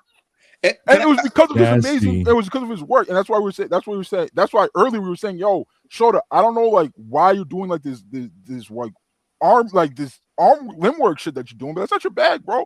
So like I said, my point is not everybody be. And I wrote this, bro. Sprouts, I made a long ass tweet about this game. I don't want everybody doing holds. I don't want everybody doing anything. I want everybody being themselves and breaking away from the mold and being like, this is over, so I have to wrestle like this. No, bro. I don't want to see a million Oiwas. Just like I don't want to see a million Omegas. Just like I don't want to see a million Ospreys. These are all wrestlers that I love. Be yourself. What are you going to do to break away from the mold of wrestling and get over on your own merit? I also think some of this is on the bookers and the producers, mostly the bookers, because I think sometimes it's systematic. You put too many people who wrestle a similar style. Not that they wrestle exactly the same, but maybe not every show you have to put these hybrid style workers who work a hybrid, high paced match on multiple times a night, because it does oversaturate it sometimes. And a lot, obviously those guys are still good, but when you see one match like that, you see another match. Maybe not even similar, but like they're working a similar style. It's just like, okay, well, you can kind of predict where this is going to go, because this wrestler, a guy who wrestled like this wrestler already wrestled tonight. And obviously, I love that style. It's my favorite style of wrestling, the hybrid, like Kenny Omega at the peak of his powers. Like, he shaped a lot of what some of these younger guys do, and no one does it as good as him, and that's cool because he did it the best ever, in my opinion. Yeah. But like, what happens? We don't. Take the tactical wrestling part of his side. We don't really have any brawlers like that. I remember early AEW Mox was a brawler, but now he's more of a ground and pound, like MMA mixed hybrid, right? Matt guy. There's not like he's a LARPing Stone MMA, Cold bro. style brawler. There's not, these guys who have. I'm not saying you need guys who are just specialists. It's not the NBA, but would it really hurt for some of these guys to mold their style to stand out? Because if you stand out, you'll get more TV time. I know a lot of people think that if you have the most explosive match or the most standout match, that's what will get you TV time. It probably does, right? And Chris, that's a systematic issue, because talent, because I talked to some people in AEW, right, who straight up told me, "Hey, I hear what you're saying. You are right subjectively, but like we operate within a framework where it's like, we have to get over working this way to this audience, and that's what's going to earn us more TV time." And I said to them, like, well, is that really the truth, or is it just like everyone is just kind of defeatist and they just think, oh, this is just what works? Like, no, what I will say is, right, what I will say is, right, a lot of talent, and a lot of talent just aren't going to get the space that's needed to get their own shit over, right? So it's like, okay, so I have to do no. Listen. So you have to do what is over, right? Like let's say, Desmond Xavier, right? Ibu, let's talk about it, bro. Ibu, how many AEW matches Desmond Xavier have you seen? Like maybe one. Exactly. So how is he gonna get his shit over with you, bro? Right. How? Like, okay, but then you see a clip of him doing a spiral tap on the timeline. You see a clip of him hitting a shooting star press to the outside. You see a clip of him doing a moonsault on like 5 minutes standing up, and you see it on the timeline, and you're like, okay, oh my nigga, Desmond still got it. Good for him. I hope he does more shit. And that's just how it works, bro. Like, it's not like, bro, TV wrestling's just not like in Japan, right, where you're going to get your space. Like, niggas is going to be in the G1 regardless, right? Like, fucking Great O'Khan was in it. So if Great O'Khan has some kind of masterful idea, if he did, right? If he, let's rewind the clock a month. If Great O'Khan had some masterful idea to get over or work a new style or do whatever he wanted to do, regardless of how good or bad we thought it was going, he would have been afforded the opportunity to do it, because he has these G1 matches anyway, right? And that's not really, and it's not really the reality for a lot of TV wrestlers. You know what's my counterpoint, though? Fuego del Sol had a tornado DDT that he got over. And Miro, his weak point was his neck. That was the story of the match. Miro is going to kill Fuego, but maybe he'll land his DDT. And if he does, Miro's going to be flashing red like a video game boss, and somehow this guy might do the improbable. And you had a match on Rampage where Miro's beating his ass, but then he landed that one tornado DDT. And I was in Newark, New Jersey, and everybody in the crowd right around me just stood the fuck up like, holy fuck, oh my God, he got him. Why? That is like actual in-ring storytelling. You know, yeah. But the thing is, right, and that goes back to my point. Fuego had the platforms to get that shit over. Niggas forget how fucking big Sammy Guevara's vlog used to be, bro. It used to do bigger numbers than BTE some weeks. It generally did. It used to outdraw BTE some weeks, bro. That thing was a fucking monster sometimes. And they got it over on the vlog, and that in turn got over what he was doing on Dark, and that in turn got him on fucking Rampage where he hit his tornado DDT. Everybody went fucking crazy. I agree with you. I agree with you, bro. Like, niggas need to get this shit over. Stop trying to be like everybody else. My thing is, are people going to be afforded the opportunity? And at that point, I think you need to hit the indies, cut some promos on the indies. That's the let thing niggas too. know what you want and get it over there, because everything you're doing, if you're a TV wrestler, gets clipped anyway, right?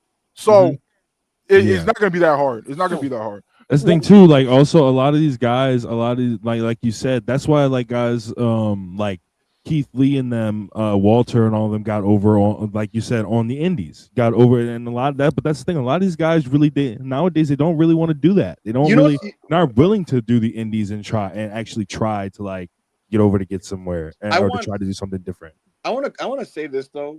This is an actual systematic issue. If every match on TV, Chris, is 15 minutes back and forth, sometimes it's hard to like actually know what the actual point was. Like, what are you trying to get over in the match? And sometimes if you do shorter matches, you can more emphatically hammer home what actually you're getting over in the match. So, like, let's say Kyle Fletcher debuted a new finisher and it was a new crazy hold, right? If he fucking ran through some bums for a couple weeks in like 2 minutes doing that hold specifically, then when he does it in a big match, you're like, oh my fucking God, that's a crazy full hold. And you know that was the point of that match. You're like, the point of this short match was to get over to that thing. It's hard to know what was the specific thing you're getting over and on your TV time if it's surrounded by a lot of fat, and the fat in this case is like match bloat, you know? And so sometimes doing shorter matches where there's a very intentional goal in the match on TV allows you more clarity as to like what's the actual point of this beyond just like hollow action. Right. What's up? I mean, we watched this in Cord, right? And first of all, everything you said, I think is true. Also, you can do more things than just wrestle and I love really good matches. Obviously, no one's saying we don't like these matches. Kyle Fletcher, to me, is the best wrestler in the world, if not behind Kenny Omega, if not the best wrestler in the world, right? But, we watched this in Cord. Kurt Angle had a backstage segment with Spike Dudley, right? And it was like, yo, why are you talking to my girl? Whatever, right? That should have led to a non-stop, non-cut shot of them both walking to the ring. And beat his ass. 3-minute match. That was one of my favorite matches of all time. Match is godly. And people don't do stuff like that. Could you imagine if fucking Kurt and Spike went fucking 15 games? Yeah, bro. Like, bro, that shit would have been ass, dude. The art of you can fill out TV time with more than just promos and matches. You can have a long setup to a match where the setup is, let's say it's a 3-minute setup. You have a 4-minute match, 5-minute match, and you get the same results. Hey. The crowd's gonna be invested at the same time. I don't know. By the way, hey, you know who had that kind of match y'all are talking about? The really quick, the short match y'all are talking about. I don't. It's not really to shout out SmackDown like it was something good, but Gunther and Matt Cardona kind of had that. They had a promo segment which led to a match with them in street clothes, and it was mad short, and it ended when he just caught him in a powerbomb and won.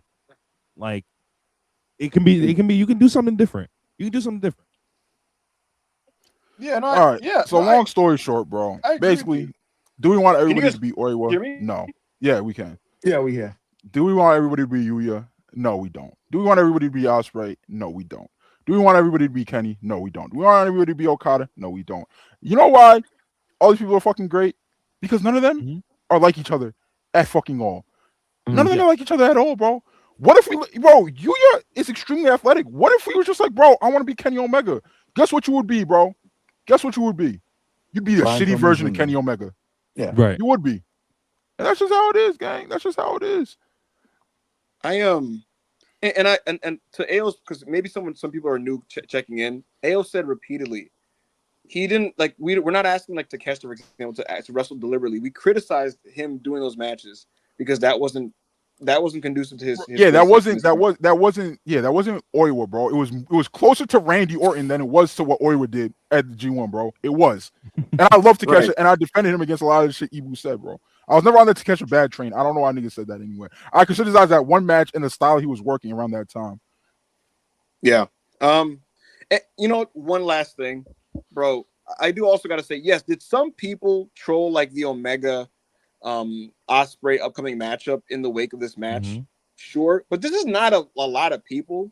And so people are doing this false equivalency thing where they're like, why does everyone have to shit on this match to pick up this? And I'm like, that's not a lot of, most people were just really exhilarated by how this G1 final made them feel. And it felt like some AEW fans were kind of adopting a persecution complex when really it's like, it's not that many people doing what you're saying that they're doing. While the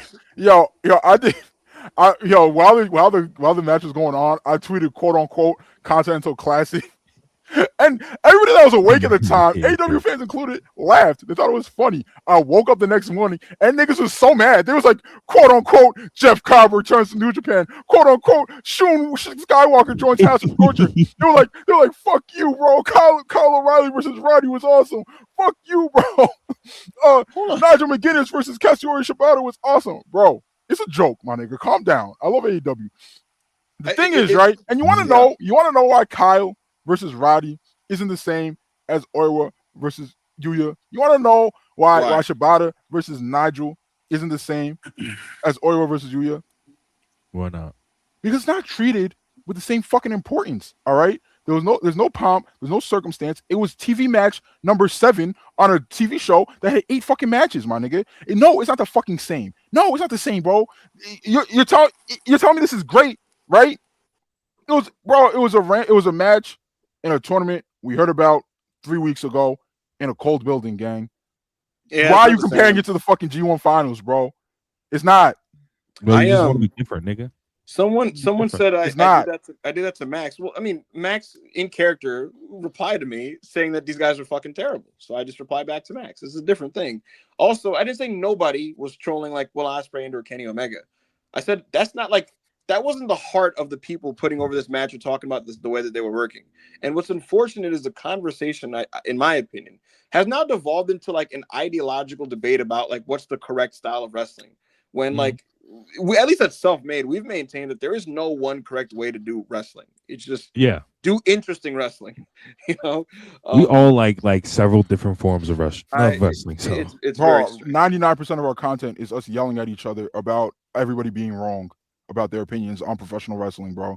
But somehow our biggest attractors be like, yo, we have a hive mind and we give our fucking chat a hive mind and our community has a hive mind. When us 4 never agree on anything. We don't agree on anything. Anything. You know? This nigga like CM Punk, he's a loser, gang. That's what I'm saying. Like they all hate John Cena, bro. I wish I had the honestly, I do understand on one hand, I do feel like there's a persecution complex with niggas is like, what does AEW have to do with this? Bro, when I see something that I love in New Japan and I say, bro, what does AEW got going on? I love fucking AEW, my nigga. I don't see something amazing happen in New Japan. I like fucking WWE doesn't even fucking register in my mind. Nigga, it's not professional wrestling. All right. Right. It doesn't fucking register to me. So I'm just like, yo, I've been frustrated with AEW's TV right now. I'm like, yo, what do they got going on, bro? And now TK's in fucking football season mode and shit, and you know how that goes down. But you know, if you niggas like it, I love it. I'm just one nigga with an opinion. I just have a platform. Doesn't mean my opinion is more correct than yours. Doesn't mean my opinion is lesser than yours. I'm still just one person with an opinion. No need to be mad. You know what I mean? Literally, like all I can do is articulate why something specifically is moving me. That's all I can do.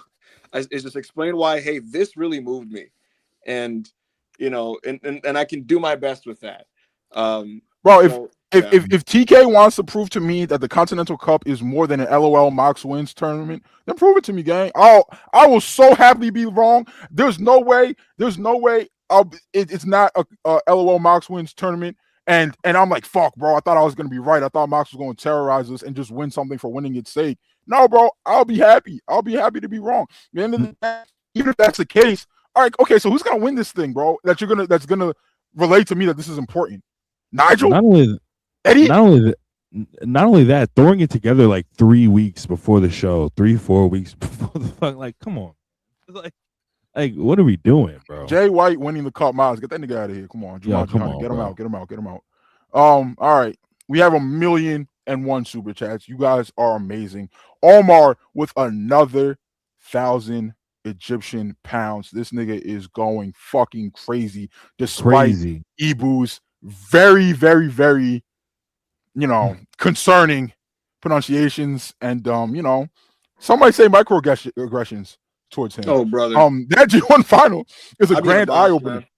I hear you. That G1 final is a grand eye-opener. It is a reminder that wrestling is at best when it's unique in an actually engaging manner. We need more distinct presentations in wrestling, which is why I miss the AEW rankings, for example. TNA could have learned a thing or two. I agree, bro. Well, I agree. I don't think everything doesn't need to be like I liked when AEW had a bunch of shit that just separated it from other wrestling promotions, right? Mm-hmm. No, bro, they do stuff different. They do this, they do that, they do that, they do this. And AEW still, bro, if it's not the best wrestling promotion in the world, it's the second best, right? AEW and New Japan are going meet for me. They're doing a lot of fucking things right. But bro, like everybody here puts a lot of time in professional wrestling, right? Us four on the screen, everybody in the chat, right? If you didn't, you wouldn't fucking be here, right? You wouldn't be listening to four black assholes fucking talking about podcasts, talking about fucking wrestling, right?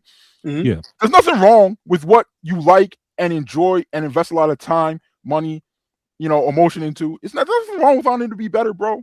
There's nothing wrong with that. Well, the thing is, TNA. Good, Rob? Oh, yeah. The other thing is, TNA had a different presentation. It's just that they let people come in who was just like, yo, this presentation is not doing anything for you. We need to change it to what made money, and it didn't make money. But AEW is Hogan era TNA. Yeah, no, I'm telling you, that's what I'm saying. They had a different presentation pre-Hogan. Yeah. They were doing things different. They were like, all right, they had like two ramps. And Hogan was just like, bro, this isn't even wrestling, bro. And he was like, bro, this shit sucks. 4 sides, 1 ramp. What the fuck are we doing? So I gotta say also, I think part of being an adult is being able to handle your favorite art being challenged. Like, I get that, like, there are certain things in wrestling that are commonly accepted, and one of them is that AEW has the best pro wrestling, and that's probably true if you're talking from a depth of or quantity of good content standpoint, right? But if somebody feels differently and tries to explain that or say that, like, instead of maybe having this knee-jerk reaction like what the fuck or being defensive, maybe just try to either, if you care to engage with it, if you care to, maybe just defend your side rather than just being like offended at the idea that it's not, people aren't immediately just gonna like kneel to that idea. It's okay, bro. Reasonable minds can differ. You can read something, bro. Somebody say something in good faith and you don't agree. Look at their point of view. Be like, I don't agree, and then you know what? Just walk away. I literally, that's what I, bro. 90% of this, you know how many fucking times I seen a tweet and I was like, that kind of sucks, and just hit mute and went about my business. Yo, nigga said I was on my Ebu shit. One nigga said, yo, he literally when I wrote all that shit about Oiwa, right, and the G1 final, niggas was like, yo, he literally just took what Ebu said and remixed the words and posted it. Nigga, nigga, you think I read Ebu's fucking tweets? Are you out your fucking mind? Are you out your mind, nigga? I don't read this. I don't read Ebu's tweets. Are you fucking crazy?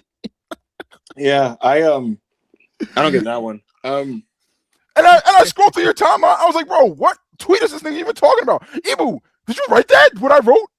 Yeah, I expressed it in one of the posts. Yeah, I was like, bro, I don't even fucking know what he's talking about, bro. I think I read this nigga's fucking paragraphs. I ever read this nigga's paragraphs? Fonlisi, $100 super chat. Ayo's thesis statement on Oiwa versus Yuya made me check it out. When I seen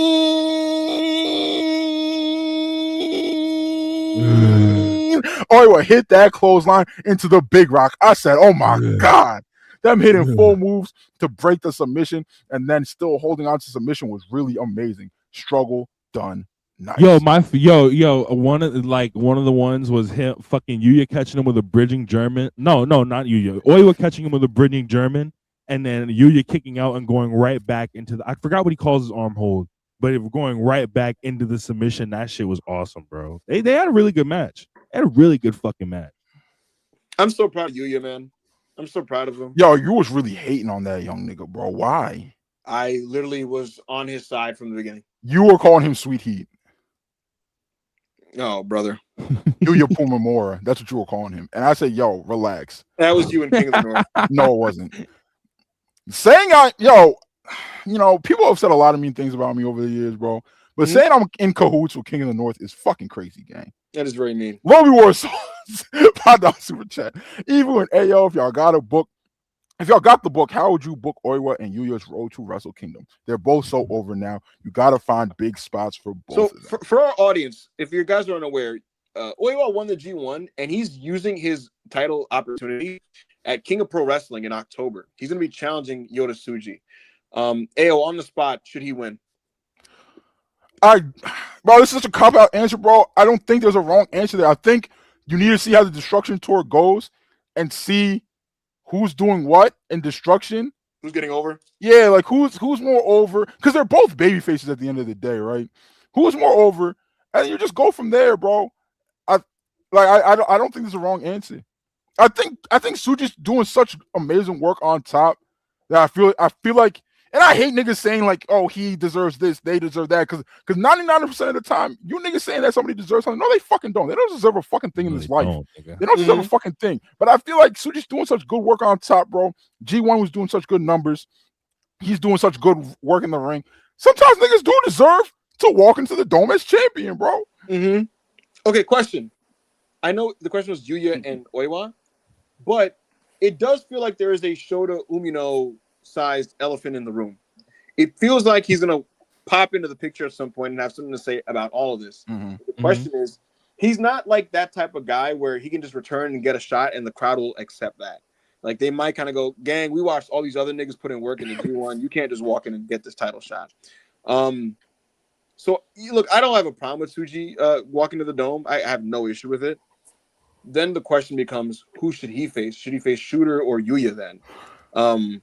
So it's kind of a tough nut to crack with that. I personally would have no issue with Yuya facing Tsuji or Oiwa. I feel like Shota could then face Yuya at KOPW with the winner getting the dome shot because they have a thing that's get settled there. I don't mind that either. So there's a couple of questions to be answered here, and I think obviously the picture will be cleared up in 2 months. I think Shota is doing such good work, and he's finally so fucking over again. Don't force it. I don't force it, bro, because he already he got and beat the Nepo baby allegations that really plagued him for a while, right? Yeah. And I think if you shove him back, like if he won the G1, he was so over and he was doing such good work. Yeah, niggas would have accepted it, but he got knocked out of the tournament, right, because of the concussion. So I don't think being like, all right, guys, I'm back to the G1 off. I'm at the Destruction Tour. I'm at the KOPW Tour. I'm gonna main event Wrestle. I think niggas would like start booing him in the game. Yeah, so I'm leaning towards Yuya at 1-4-27 against either Tsuji or Oiwa, and you can't go wrong with either guy. Low key, these guys are so good at this point that I quietly, even though it's a cop out, I make it a business decision. And to your point, I'm gonna watch these tours and try to, based off vibes, go who's really connecting the most out of these dudes, and then they'll just put the fucking Gabe Kidd versus Drilla at Destruction. Have Gabe Kidd beat Drilla, and I really don't want to see any more of these matches, bro. But fuck, bro. Put Gabe Kidd versus Shooter. Let Shooter win. Mox could do his little fucking what's it called? Yo, Mox, you want to lay down? You want to lay down a Shooter, nigga? You want to lay down, nigga? Come to the dome, nigga. Lay down, bro. Lay down for the global. Ayo and Ebro, I wanted to ask: do you guys have an early figure prediction for like dome attendance? Like, what do you think this main event will do? No, but what I will say is this. What I'll say is this: they did 2 sellouts in Ryogoku, and that's in Sumo Hall. And why is that encouraging? The dome attendance is. Sorry, not dome. The G1 attendance this year is higher than last year, and last year's whole gimmick was this is Tana's final G1. Yeah, you're never gonna see Tana again, bro. And it really didn't draw for them up until it was time to fucking sell tickets for Wrestle Kingdom. And the year before, you had Tetsuya Naito, who at the time was the biggest draw in Japan. Yeah. And this year's G1 attendance is better than the previous 2 last years. So that's encouraging. How is that going to play into a big show that's not going to have a hook like Tana's retirement? I'm not sure. But they're going to have to put some work in more in these next couple tours. So we'll see how this goes. We'll be on top of everything, folks. The Destruction card is out and it looks pretty good. And like Claudio Castagnoli has been challenged by Shingo Takagi. The new signing, Shun Skywalker, will be facing Konosuke Takeshita for the New Japan World Championship. Drilla is facing Gabe Kidd. There's a 6-person tag with Aaron Wolf, Yuya Uemura, and Taichi taking on Kosei Fujita, Hartley Jackson, and Ryohei Oiwa. So the Oiwa Yuya stuff is continuing, and Aaron Wolf is outside of the House of Torture vortex, which is nice. And Goto will be facing Yota Tsuji. That's the next major New Japan show. That's going to be at the beginning of October. And when that comes, we will obviously do some more coverage for it. Yes, sir. All right. Yes, sir. Ethan, remember for 3 months. Oiwa Yuya felt like a transformative moment for New Japan Pro Wrestling. It felt like I was watching history unfold in real time while watching. Yeah, bro. I feel like this match, this G1 Finals, is when people are gonna finally be like, all right, bro, the Bushiroad era is dead. We're done with the 2010s. Yeah. We're on to new things. Rudo Awakening.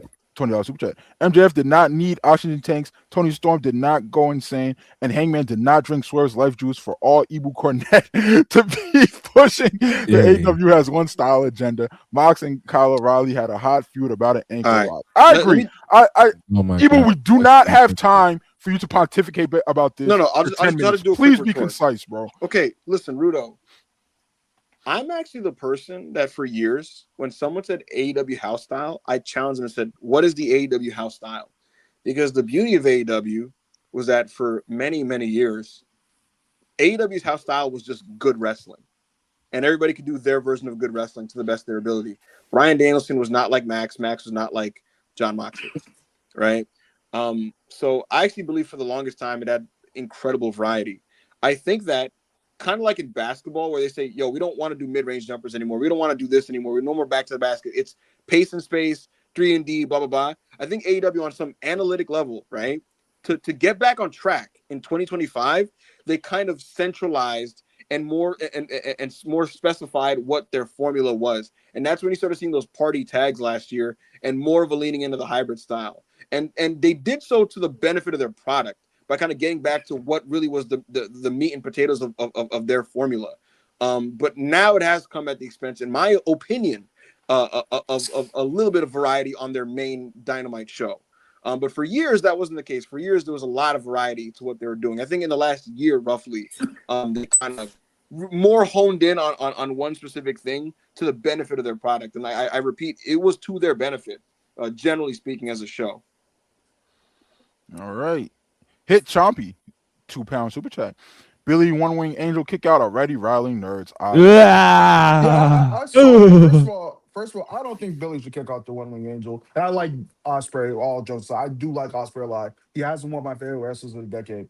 He just shouldn't kick out the One Wing Angel. And like, it wouldn't do anything for him. He's already gonna win the belt. It would not do anything for Ospreay to kick out the One Wing Angel. Yo, he can get a foot on the rope like Okada did. Okada didn't kick out the One Wing Angel. And he's Kenny's biggest op. So, I mean, nerds, people getting mad at it and like predicting it's going to happen and like getting mad at that is lame as shit. And you're a dork if you're doing that. But personally, I don't think he should kick out the One Wing Angel. I don't think anyone for the rest of history should kick out the One Wing Angel until Kenny's retiring. I can't think of anything that I care about less than One Wing Angel kick out discourse. I think you're a fucking loser if you're yelling about this shit back and forth on the fucking internet. Please, bro. Please. Jobs are needed. Jobs are needed. We're kicking bro. I went back to Brooklyn a couple weeks ago. They said this bus route doesn't run through here no more. At this block I was at, because there's not enough city bus drivers. I said, wow, bro. Imagine some of these IWC niggas got a fucking job, bro. We do need bus drivers. We need bus drivers, man. Yo, not just bus drivers. We need doctors. We need lawyers. We need nurses. We need engineers. We need astronauts, gang. We need a whole lot of shit. I'm Johnny Burney, $5 super chat. To Ibu, Yuya, FC, keep your head up. You guys had a great G1. He'll have other chances, but if not, there's a tag partner on, oh my God, Raw, waiting for him. Hashtag Joya for life. Look at this nigga's profile. My nigga say, yeah, look. Nigga, is this Ibu on Joe Hendry's body? Joya.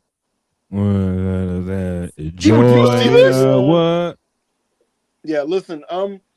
Look, it sucks that Yuya lost, but I just know as a fan that the next time he wrestles Oiwa, he's not going to get done in by that headlock, and it's just a matter of when he gets back there. Yeah, he's gonna I get mean, done by niggas the big just don't grip, decide to not, get put down by the big rock, nigga. Yeah, That's not nigga. just a thing that niggas decide. Big I mean, grip. maybe he won't, bro. That big grip gonna take his fucking head off, though, my nigga. When I seen him throw that fucking Oh lariat. shit! Need Big Milky's super chat actually popped up. Oh shit! It popped up now. Oh shit! All right, we read this already. Appreciate you, Big Milky. You were Congratulations. Right, you were right though. I'm doing my thing. 40. Well, might be going for 60. Chat. Word. Big Papa Punk for $10 super chat. What a week! Got my elite bad promo off in the big 2026. My fitness trainer, who I pay, has exonerated me online from ever being on the hashtag gas. I didn't even see this.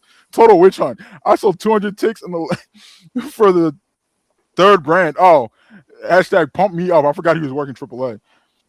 Yeah, bro. Like, guys, I mean, bro, think whatever you want about the Punk situation, right? But I need you guys to, like, whenever you hear anything, please consider the source. Why would a Hollywood trainer say any of their clients are on steroids, bro? If this nigga was training prime Ronnie Coleman, unless Ronnie was like, yo, I'm on the sauce, he's gonna be like, Ronnie's clean. You should see the way he works. You should see the way he eats. Wow, like, come on, gang, consider the source. I'm not saying Punk's on steroids. I don't know. I don't care, gang. But why would I fucking listen to his trainer? JD5's legal team, $4.99. Thank you, Self-Made, for doing shows at 6 p.m., especially after I send a letter about doing any 5 p.m. shows. To Mr. Roku, stop calling the house. It's over. Yo, is that his mom? Yo, come on, bro. Yo. Guys, my God. please. Shout out to JD5's legal team, bro. Ken Hud won $2 super chat. What's your favorite super chat gimmick in the community? You know what my least favorite is? King OA. I'm sending you a cease and desist, nigga. Y'all my fucking dick. Nah, it's King OA. Probably one of the newer One of them is King OA. The AO show is a really good gimmick. I don't know if he's in any of these super chats. Word. It's really bad, by the way. Anything that's dick riding my fellow co-host. Evil, do you have a favorite super chat gimmick? CTE Rob is funny sometimes. CTE Rob is good. The masculinity gimmick is funny too. Masculinity is a classic. Yeah. Yo, you know what's a real? I think our first ever super chat gimmick was the custodian. Custodian VVJ. Been here from fucking day one, bro. Shout out to him. Yeah, he was just super chatted on Destination Diamond last week. I have no clue who the fuck that is, by the way. I don't know who that is. Need Big Milky $5 super chat. So if doing all the vague posting just to pull up built like that is hilarious. Bad angle. I think the production, because that was a pre-tape. Someone in production should have been like, let's switch angles. Like, nah, nigga, we eating good. They did him crazy, y'all bro. mad. We eating good, nigga. How did nobody filming that go, yo, let's reshoot this?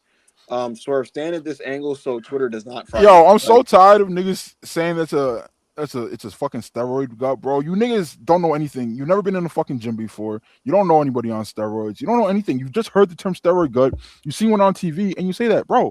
Not fucking steroid bellies are on people who are fucking lean. They're lean and have a protruding belly. You see like their 6-pack abs, bro. And you see that there's no belly fat.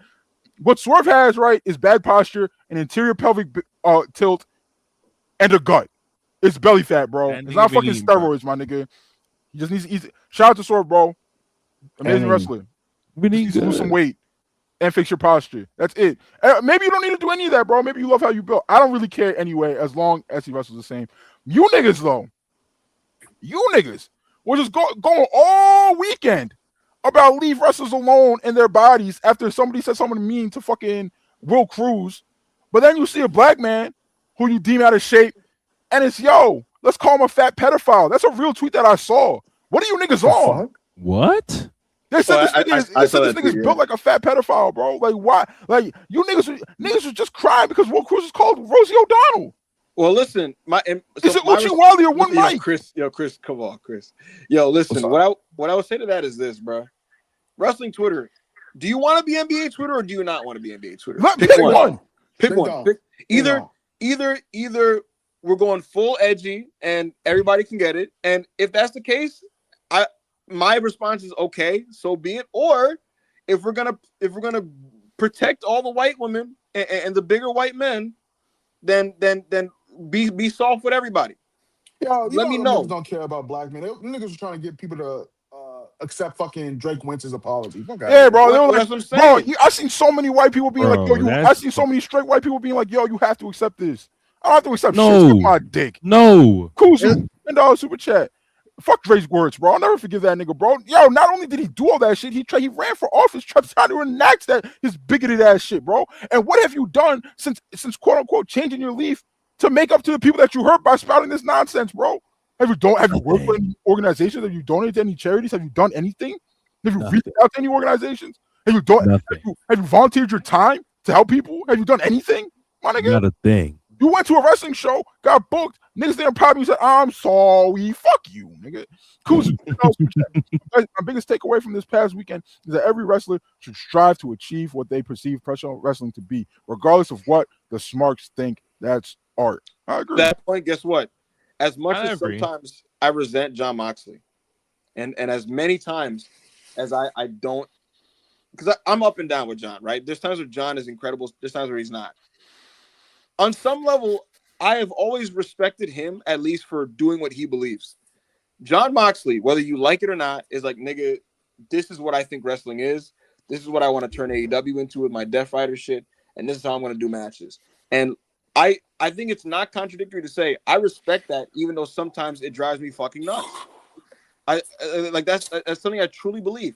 Sometimes he drives me fucking nuts. But I'm like, Jon, what are you doing right now, gang? I did not enjoy that.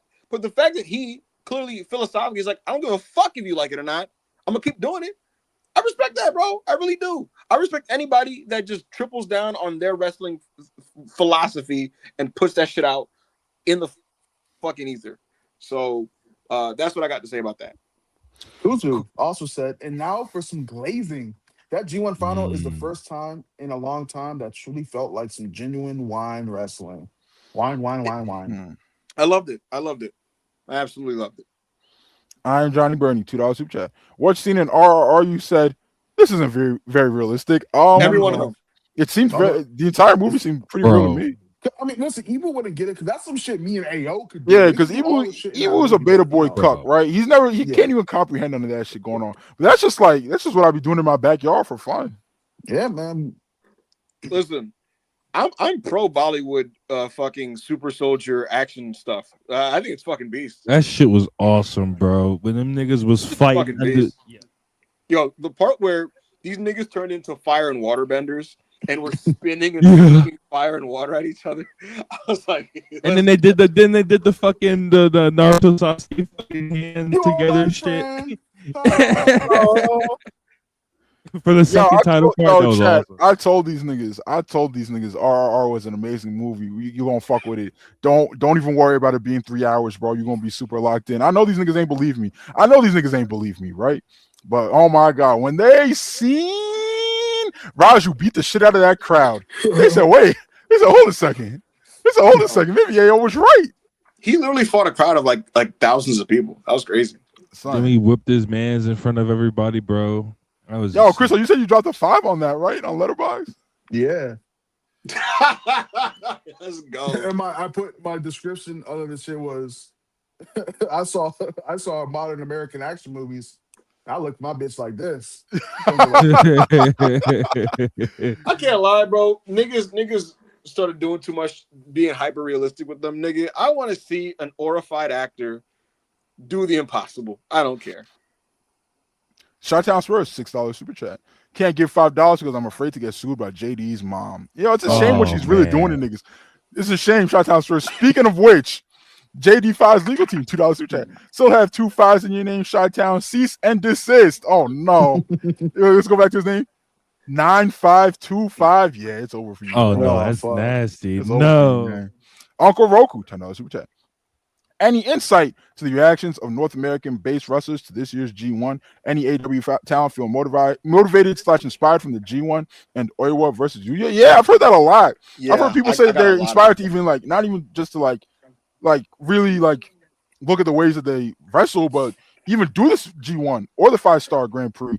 What I will say is a lot of people do say that they want to do the G1, but then when it's time to do the G1, they're like, this year can't do it this year. Can't make it this year. But all right, a couple things. I got a thing. Yeah. Random anecdote: Swerve Strickland wanted to do the G1 last year. This is just random anecdote. But outside of that, you know what I learned AO this weekend that I knew and forgot. What's up? No wrestler pays for any wrestling streaming service ever. 3 wrestlers were like, "Yo, you got a link to Yuya Oiwa." I'm crying.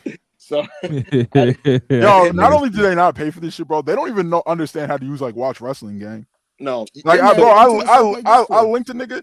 I linked a nigga to Watch Wrestling, bro. They were like, son, I can't watch this shit. Look at all these fucking pop-ups. And they sent me like a picture of their fucking shit with all these pop-ups. I was like, gang, do you not have a fucking pop-up? Do you not have an ad blocker? They're like, nah, I gotta buy that or something. I was like, what the fuck? Hey, yo, AO's dead ass. I sent one wrestler a Watch Wrestling link to this thing, and I'm like, you can choose in this link English or Japanese and all that other shit. Go. And they're like, it's not working. There's like pop-ups and stuff, and I'm like, holy fuck. Bro, I had to like walk them through fucking downloading Google Chrome, nigga, and then downloading the ad blocker. Son, it's these are older niggas, right? Not niggas our age, right? Like these are. No, it doesn't matter. It doesn't, bro. It's literally fucking. That's even worse. It's all ages, gang. It's all of them. Yo, on the first time this ever happened was there was an indie wrestler in 2021. I was like, hey, how do I watch this match? They're like, IWTV. And I was like, nigga, this fed you're working for. It was a guy was working an AAW show. I'm like, nigga, AAW is not on IWTV. And they're like, oh shit, my bad. I don't know. And I'm like, what the fuck is wrong with you guys? He's like, Go Birds. Go Birds XTL. I'm not gonna love being a New Japan Pro Wrestling fan, but that match was insane, and it's always cool to see young talent getting the rocket. Well, Go Birds, you know what I'll tell you about that? Every New Japan fan, every WWE fan, every AEW fan, every fan of everything, they watched something for the first time at one point, bro. Yes, and this could be a jumping off point. Point, bro. Yeah. As the leader of the self-made New Japan FC, we welcome you into our just because I'm beasted down doesn't mean y'all can talk to me like this. Beasted down, you, bro. It's gonna be a great rest of the year. It's gonna be fuzz in your fucking beard, by the way, bro. Ass fucking furry helmet. It's not a helmet. It's myself. Word. Sometimes I feel you. Wow. Nigga, a fucking bring loser. The beast back out. Yo, don't bring the beast out, bro. Please. Yeah, nigga scared. Danny Quinn. Ghetto calmly walking into the ring while Colin was starting to behead Nike Pop Me. That nigga wasn't about to do nothing, man. Bro, that nigga had a sword next to my demon's throat. Bro, you was gonna kill that nigga in the middle of the ring, bro. You was gonna kill that nigga. He wasn't, nigga. He wasn't gonna pop. He wasn't gonna pop his gun. He wasn't gonna blow his gun. You not gonna blow. What that nigga say? Yeah, nigga not gonna blow. Chriso, any comment on Belly FC after the G1? Hey man, Belly FC died the day y'all decided to not fucking favoritism vote me in the debate with Ibu. Y'all niggas wasn't real, bro. Y'all heard, be reasonable and vote off of who had the better argument. And y'all was like, bet, I'm gonna be sincere about this. And I was like, Robert, this can't be my camp, nigga. Hey, listen, they voted for the better argument, and I think, generally speaking, big picture, they're seeing what I was talking about. They're just seeing what I was talking about this entire time. Word.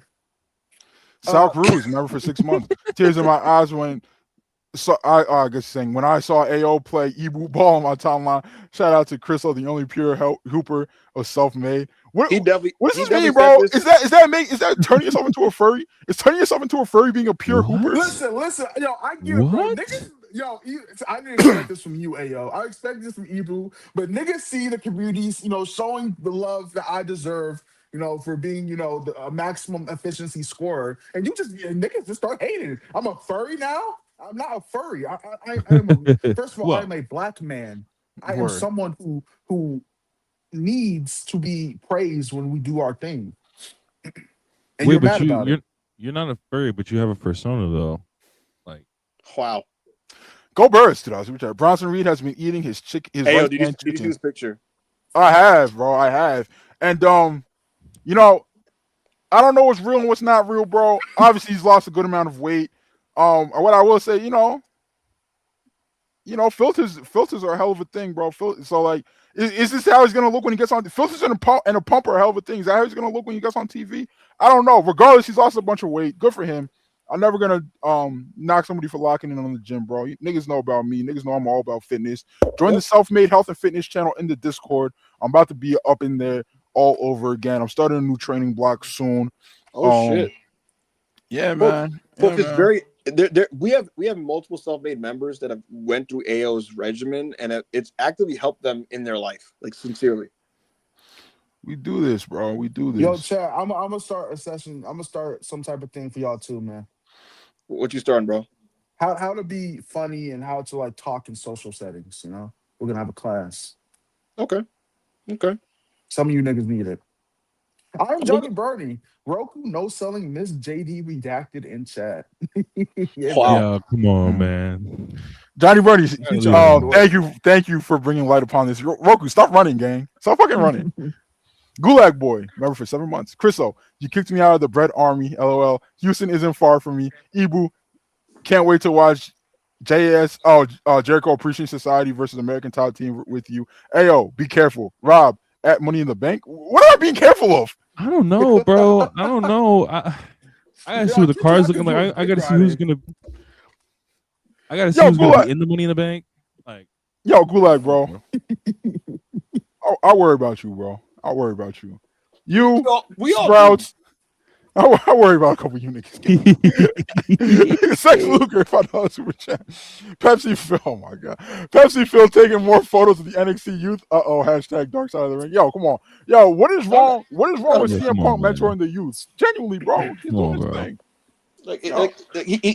He's a positive example that's pushing house shows to get better, bro. Yeah, man. Shout out to him, bro. He's making towns, bro. He's making towns. These niggas need it. Evil doesn't pay child support. Percentage blame on Booker/fan/wrestler. Heel is cheered. Yeah, man. A lot. What we gonna type into is American crowds just suck nowadays, bro. That's also a big thing that we need to talk about. How bad American crowds are. And you know what it is? But you gotta recondition them. You know what it is? It's literally case by case. It is case by case. Sometimes I think it's hard to put a hard stance on whose fault it is because, bro, like sometimes a wrestler plays into it like a motherfucker, and then other times a wrestler's doing all they can do to get booed, and the crowd's not going for it. And is that like, and the booker helps too? Like, I don't know. It's literally case by case, bro. Like there are heels that just want to be a cool bad guy and like do whatever they want on TV because like being a heel is fun and whatever. They also want to get cheered from the crowd. And then they lean into the cheers. And then at that point, bro, like it's the fucking wrestler's fault.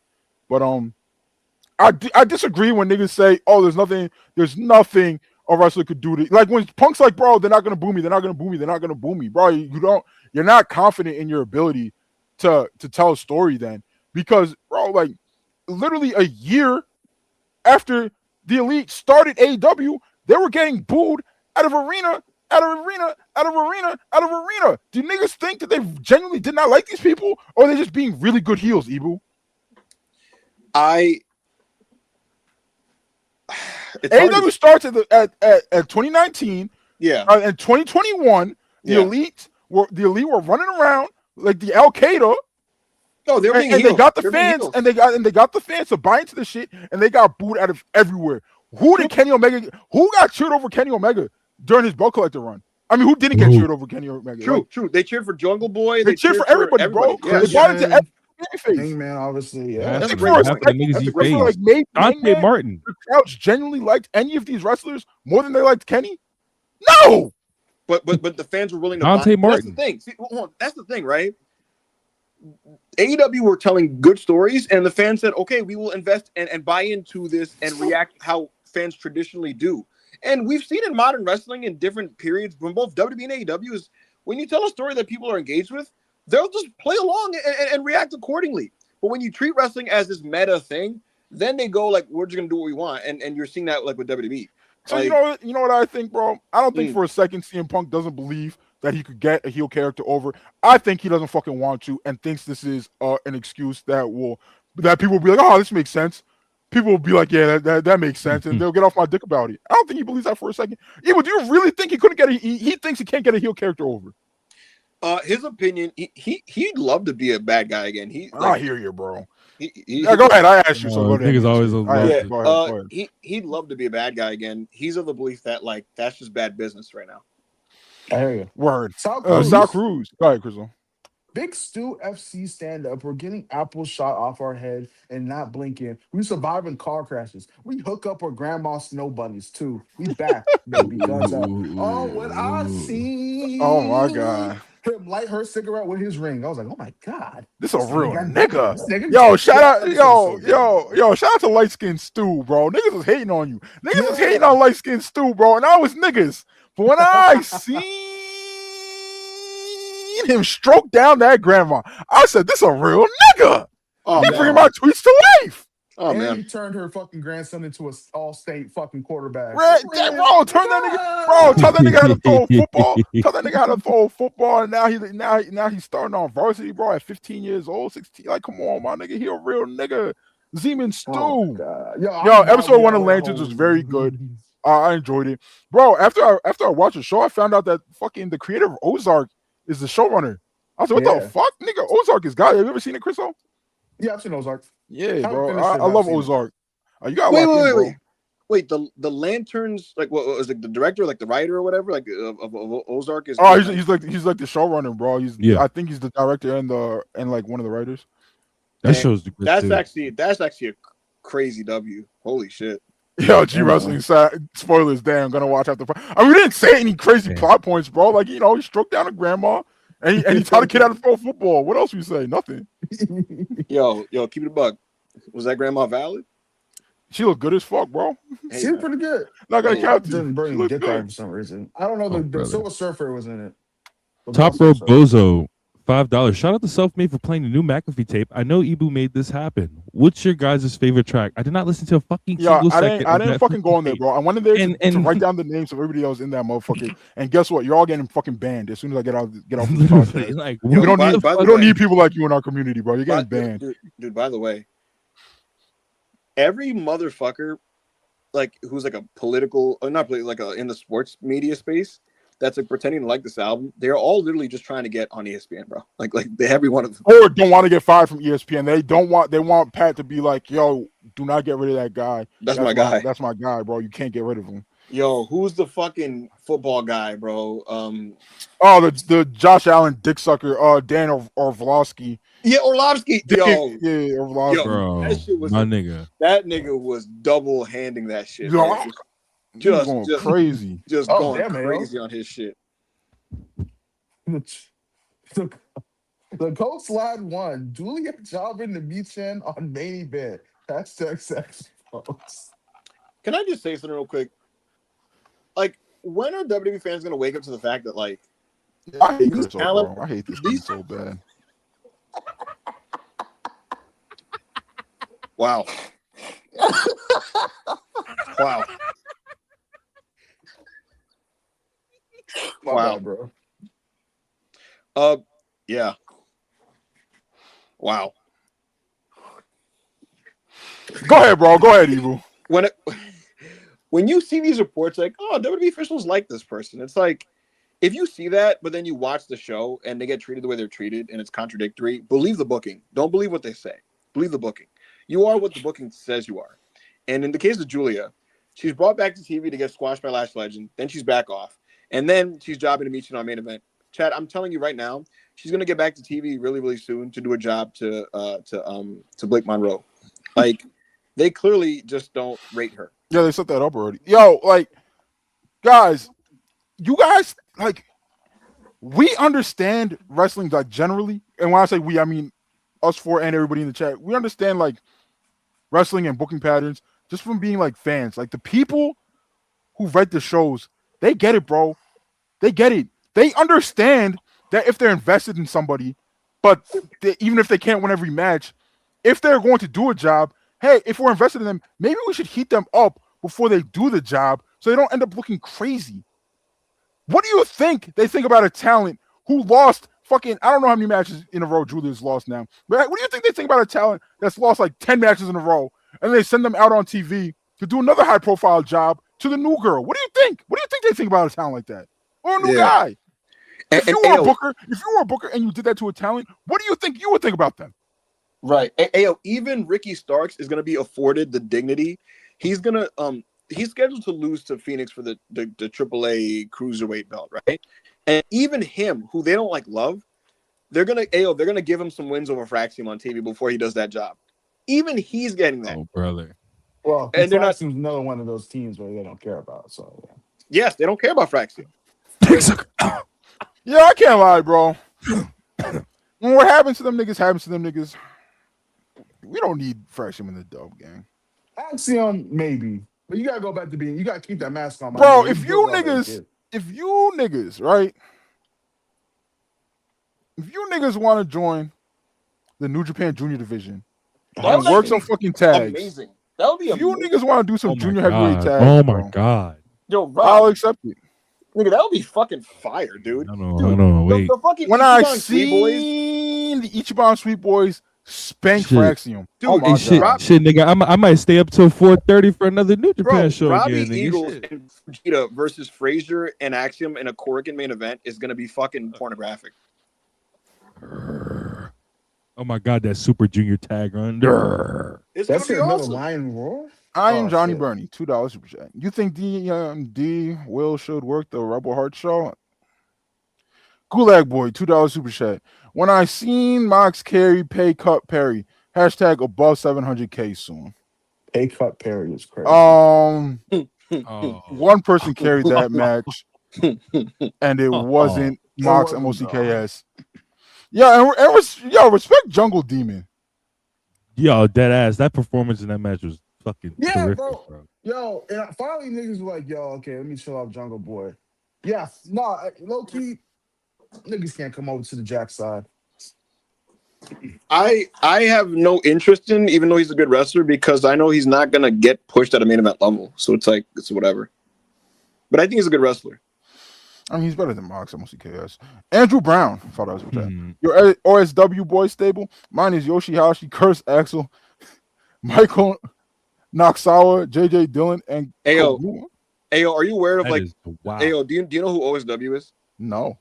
They're this Irish pod of guys that just review old random wrestling, and they have guys that they say that's my boy. And the criteria is always just guys that pop them that aren't very good. And so from that standpoint, it has to be people that you fuck with. That's my boy, man. But and it's he's not that good, but niggas that I fuck with that aren't very good. Huh. Yeah. Oh, I got a list of niggas. Zilla Fatu is definitely one of my boys. Shout out Godzilla. I fuck with my nigga Mr. Danger. He's good. Let me not even say relax, he's Mr. good. Demon, son. Relax. Wait. Here's the thing about these guys. Even if they're kind of good, they fit if they're shitter coated. Shout out my nigga John. Shout out my nigga John Heidenreich. Danger, yeah. Okay. What's up? Yo, my tag team, and that's my boy. Shout out to Main Event out of House of Glory. Yeah. Y'all my premier tag team. Shout out Jay Lion and Midas. Who else? Solo Sikoa is my boy. Shout out my nigga John Heidenreich. Yo, Solo Sikoa. I do all modern wrestlers, bro. Tamatonga's my boy. Yo, the Guns are my boys. Who's my boy? The Guns are my boys, bro. Fuck. Give me a second, chat. I want to think about that. I want to get this for some reason. I really want to get this a real answer. Yeah. I would say Mark Jindrak, but he was good. No, he wasn't. No, he wasn't. He was good in Mexico. Yes, he was. Oh my god. All right, my nigga. Yo, he was good in Mexico. Rob, the guy that Dralistico, that's my fucking boy, nigga. That's my dog. Yo, Dralistico's my fucking boy.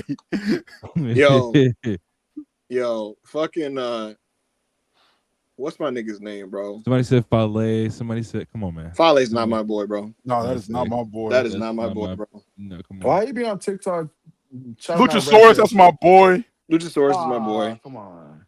When I see him, let's stop, Brats. Yo. Hello? Yo, Eber, you cut off, bro. Yeah, I thought it was my Wi-Fi again. Oh man. All right, so what I got? I got Main Event. I got Dralistico. I got Luchasaurus. Those are definitely my boys. I want to. Lance Archer is good. I wish there was an all-time fucking AEW roster up here. Like even the niggas that was like on Dark constantly. Is that your boy? Yo. Yeah. Sex Luger, $20 super chat. JD5's mom is gonna end up being his best blocker if you know what I mean. Hashtag nasty business. Oh my, come on, bro. Yo, guys, Why please. Juju no more? Yo. JD, guys, please. JD5, bro. What you're doing is illegal, if you know what I mean. Yo, I was staring at Chris waiting for him to sell. I was thinking about that. The world needs Zilla Fatu costing LA Dork the title at Money in the Bank. I know Rob will be locked in live in attendance when it happens. Yo, Rob refuses to be like admit. Yo, Rob, bro. What's up? So I know you're between. I know you like are back and forth between Baton Rouge and New Orleans. When you're living in New Orleans, right? When you're at your New Orleans crib, how far are you away from the Smoothie King Center? Like 10, 15 minutes, maybe. Oh, it's not at the Smoothie King Center though. Isn't at the arena? Is that the? I think it's at the Smoothie King Center. Yeah. Oh, okay, the Smoothie King. Yeah, 10, 15 minutes, huh? Yeah. Why? So you tell me that you're not gonna drop, $300, $400. Bro, if that minimum says anything above like 200, bro, like bro, because that should go up to 400 or 500, bro. And I'm like, bro, that shit's crazy. Son. Would you go by yourself?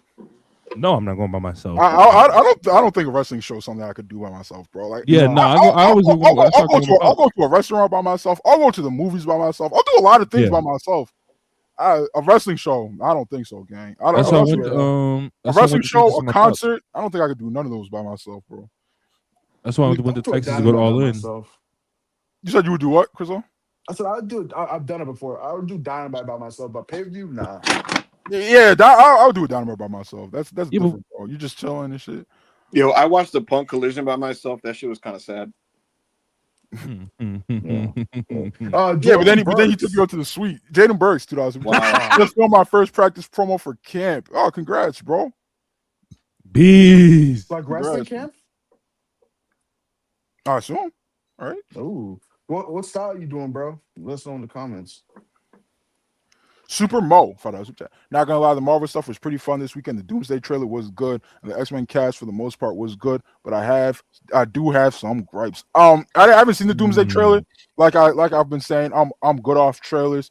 I like everything. Yeah, I like everything that X-Men announced, bro. I'm just excited for the new X-Men. Like niggas could like nitpick Indy being like small, and people are really mad that she's fucking a Latina, even though she's white, bro. She's fucking white, bro. I don't care about none of that shit. It's pretty weird. Yeah, I don't really care about that either. I mean, if you're like kind of annoyed that she's small or whatever, that's fine. Because Rogue's tall. She's like 5'9" or something like that. She's just like very like tall, curvy lady. Yeah, but it's whatever, bro. I don't really care. I'm just excited. I'm just excited for the new X-Men. With Indy, I just hope they just don't go. And I don't hate this look, but I'd rather it be like traditional Rogue and not the goth. Nah, it's gonna be X-Men Evolution Rogue mode. I like that version, but this is like the first Rogue we've gotten in a brick. So it's just like, have we ever got a live action Rogue that wasn't X-Men Evolution? No. They've all kind of had that, She's a really good actress. She's a really good actress. I wonder if she can do the Southern accent. She has to. It's her character. We'll see. Raven like Uncle Scotty. Yo, what's going on with Raven's neck in this picture? Oh man, what's happening? Yo, I can't see it. What's going on there? Oh, is that necklace? Nah, there's something going. Yeah, I don't know. $5 super chat. Real nice G1 final. New Japan's rise with Yuya, Shota, and Oiwa remind me of when Sandman, Sabu, and I were driving 25 a game on ethical scoring in '95. Sandman was not dropping no 25 a game. Here's the thing. He had a very fun 15. Look, he was dropping 18. It's a necklace. He had a very exciting, inefficient 15 points, bro. Yeah. And niggas would be like, bro, he had like a late stage career, like late career Jamal Crawford, 15 off the bench. Like, damn, nigga, is he efficient? No. Is he gonna be an all-star this year? No. Is that nigga exciting as fuck? Yeah. Hey, you know what it really is, bro? What? That dude he was not scoring unless he was dunking, bro. Like he drove in and just yammed it, bro. He was Josh Smith. He was Josh Smith, Yeah, bro. but, no funny but shit. when he started doing that jab step, you're like, oh, this shit ain't going in. You put it down. Rude awakening to us. Chat. Dax on pods today, rightly saying the Young Bucks the best ever. Yo, clip that and send it to me. Hold on. Please, sir. Please, sir. Yosai was late, can't afford New Japan World, had to beg for an or edit, had to beg for links. Ibu, you are on thin ice. I've spoken on Downey Count your days. Yo, Chad, this nigga is a fucking loser, bro. This nigga can't make an edit, can't make a simple edit, right? So he begged someone in chat to make an edit for him, right? To pop himself on Twitter. Did he be like, yo, I'm gonna slide you $5? No. Did he say I'm gonna slide you $10? No. Did he say I'm gonna slide you $15? No. You know what he said? He's like, yo, bro, I'll give you a free match rec. So this nigga, right, for his stupid fucking edit that he's gonna throw on his Twitter page to pop himself for 100 likes, maybe 200 likes, he said, yo, I'm gonna give AO, Chriso, and Rob more work. Go fuck yourself, Ibu. I'm not watching that fucking match rec. Oh shit. Cry. Yo, when you take charge, nigga, it's just like my lion pride be showing, nigga. I'm like, oh fuck, this nigga could be a pack leader one day. I'm talking about you, yo. Omar, 20 Egyptian pounds to clarify. Fuck the Saudi WWE deal. LOL. Yeah, no, we know what you mean, bro. We know what you mean. He's like, bro, just because this deal is like awful and corrupt doesn't mean that like, yo, Middle Eastern, Arab, and African fans like have to suffer because y'all like, yo, like this deal is corrupt. No, bro, they're still people and shit. And everybody deserves wrestling, bro. Even though I wouldn't wish WWE on my worst enemy. If niggas want to do that with their lives, bro, they free to do that. G Wrestling's $5 super chat. Oh, I'm sorry, member for 5 months. JD5's mom is going to see you about that. Why does CM Punk hate quote unquote fat people? He's a bad person, man. You would never catch fat shaming anybody. Do not type in fat on King AO. I bought that account from someone. You call me a lot of things. He didn't even look I've literally never called you fat in my entire life. No, you haven't. That's what I was getting to. I was like, you call me a lot of things, but you've never called me a fat fuck. I'm like Ibu. Let's say it multiple times. Ibu has called me a fat fuck on multiple occasions, by the way, on air. Well, sometimes you're a fat fuck. I don't know. Didn't say it on my face though, by the way. Yo, what? Yo. Okay, if I'm a fat, well, guess what? If I'm a fat fuck, you're a short fuck. How about that? Yo, I know y'all not letting this minuscule nigga. I'm not minuscule. He's such a man here, bro. I know y'all not letting this time. Well, I mean, you don't have to worry about Rob. You're never gonna see that nigga. He's scared to go on plane. Oh my god. Yo, I'll tell you what. No, jokes aside, it is interesting that like Kevin Owens is making some decent points at Punk, even though he's kind of whiny. And Punk is just like, yo, this nigga is fat as fuck, bro. This nigga is fucking fat, yo. Holy shit. Bro, y'all don't remember when y'all asked me? Nigga has tits. Y'all don't remember when y'all asked me the other day? I told y'all I've been on the plane, bro. Yo, I seen CM Punk fans like really upset that he made light of that condition. What condition? I don't know how to pronounce it. Endometriosis. Chorizo Bread. Who is handicapping CM Punk? Yo. No, this is something that needs to be spoken about, bro. I saw genuine CM Punk fans like really disappointed that he was making fun of endometriosis. Yeah, bro. What's that about, Ibu? I don't know. It's a thing he said on a TV show. Are you co-signing that? Is that your shit? I don't co-sign anything that doesn't come out of my mouth. You're not gangster. I can stand on the things that I say. Yo, that looks good as fuck in that. That looks good as hell, bro. Chorizo bread. Remember what is this? Fuck, bro. No, I'm handicapping CM Punk's opponents by making certain topics off limit in promo segments. Is it Punk? Or WWE? Either way, Punk's still a loser. Truth note. Tell the truth, Ibu. Who's doing it? Who's being like, yo, don't do it, gang? So, CM Punk does bullet points promos where it's like, all right, yo, this is what I'm gonna focus on, and then typically a writer will come back to Punk like, this is what they're looking at saying. Beep boop boop, right? There's been some segments recently, specifically with Kevin Owens, where Punk will just kind of do a little thing here, just kind of throw a nigga off. But Kevin does the same to Punk, and that it's fine. It makes for good TV. In the Roman build, there were some people that believed that certain things ended up getting put off limits during that program. I cannot say 100% for certain who was saying no to what. I can't. I just cannot say fully 100%. Yo, so like, does Punk like pay you to do this, or you just do it for the love of the game? I don't know what you're talking about. Word. Time bomb. Remember for 3 months. Hiromu, broken heart, death emoji. Oh man. Well, why y'all doing that? We're gonna be on. Yo, time bomb, bro. I genuinely don't know like what we're supposed to do. Like, are we gonna no sell this? Are we gonna watch these matches? What are we doing, bro? This is my lieutenant in Hiromu FC. I mean, you gotta watch it, bro. You can come watch the matches with me, bro. What are we doing, Tom Bomb? I just think it's awesome that he's gonna have a worse WWE career than Kushida, who is. You're genuine. You're fucking I'm just saying, bro. I don't know. You be giving him the new gen heavy. I don't mean Kushida. We better than him. You're not fucking better than Prime Kushida. I hear you. No, I hear you. No, I hear you. I hear you. Shit. I hear you. Shit. I hear you. Yo, if Kushida got to wrestle Ospreay every fucking Wrestle Kingdom, he'd have the same catalog. And guess what? Oh, you fucking would have shit. if he didn't run from the ground. Oh, okay. Oh shit. That's how we doing our thing in TNA. Yo, what if Hiromu's been like out of mind for all these months because he got on OD beef and broccoli, bro? Yo, that'll be so nasty. Yo, what is this gimmick where Hiromu's now like an amazing wrestler?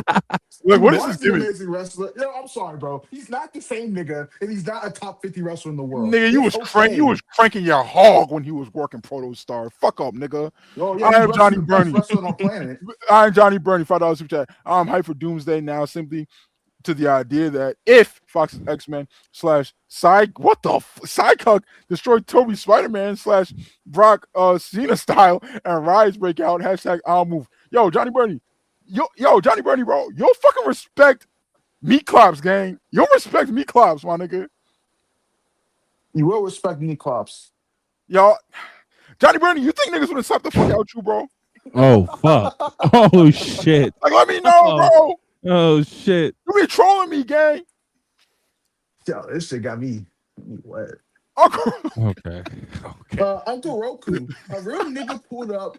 Yo, Chuck, what did Zilla cost Shelter when he was a kid? Hey man. Yo, that story was crazy, bro. Bro. And niggas are like, yo, you really hate Zilla over this? No, bro. He was like fucking 5. I hate Umaga over this. What the fuck are you teaching? What are you teaching your kids, bro? What was that nigga hearing, bro? Bro, the bottom line is, them Cali Simones just they just say nigga. Like I don't, they just a part of them. But it wasn't even like that, bro. That's not the story wasn't that you just said that nigga. Was like, bro. It was you was throwing slurs, man. Like. He hit him with the ER joint. He said black ER. How much time you got when it comes to other minorities? That's why I really slapped the fuck out of a nigga that says that some more nigga shit. Shut the fuck up, bro. You niggas are so pussy, bro. Yo, side $5 super chat. Would y'all say the G1 final hits as hard because of the lead up, or does it stand as a godly match on its own? How much does the build affect the match? My answer to you, size, it works on every level. Yeah. If you're just watching it in a vacuum, it's a great match. It also like pays off to the people that were like watching it step by step. It's like an Avengers movie, right? Like, could you watch this shit in a vacuum? Could you watch Avengers 1, 2, and 3 and 4 in a vacuum? Absolutely. But if you watch all the other movies before, it's more rewarding and shit. It's like that, bro. If you watch the whole G1, it's more rewarding. If you are invested in these guys' journey and you've been watching them for years, it's like the peak. And for me, as a guy that was a Yuya supporter from literally the Young Lion days, me too. And has been following Oiwa since he was a Young Lion and when he was on excursion to Noah, this is like, for me, one of my favorite matches this decade. Yo, don't think I forgot when you used to be like, Oiwa, yeah, he's all right. He had a stretch maybe a year and a half ago where I wasn't in love with him, and it was because he was in an in-between phase when he didn't know what he wanted to be. Yeah, now there was a little weird period where he like stopped working like how he was working in Noah, and it's just like, okay, like what am I like? There was all right. Who was Oiwa phase there? Yes. There was a phase where he wasn't totally, and right now it didn't help that he was like in a program with Gabe Kidd during that phase. Yeah, it did not help that he was working Gabe Kidd at the time.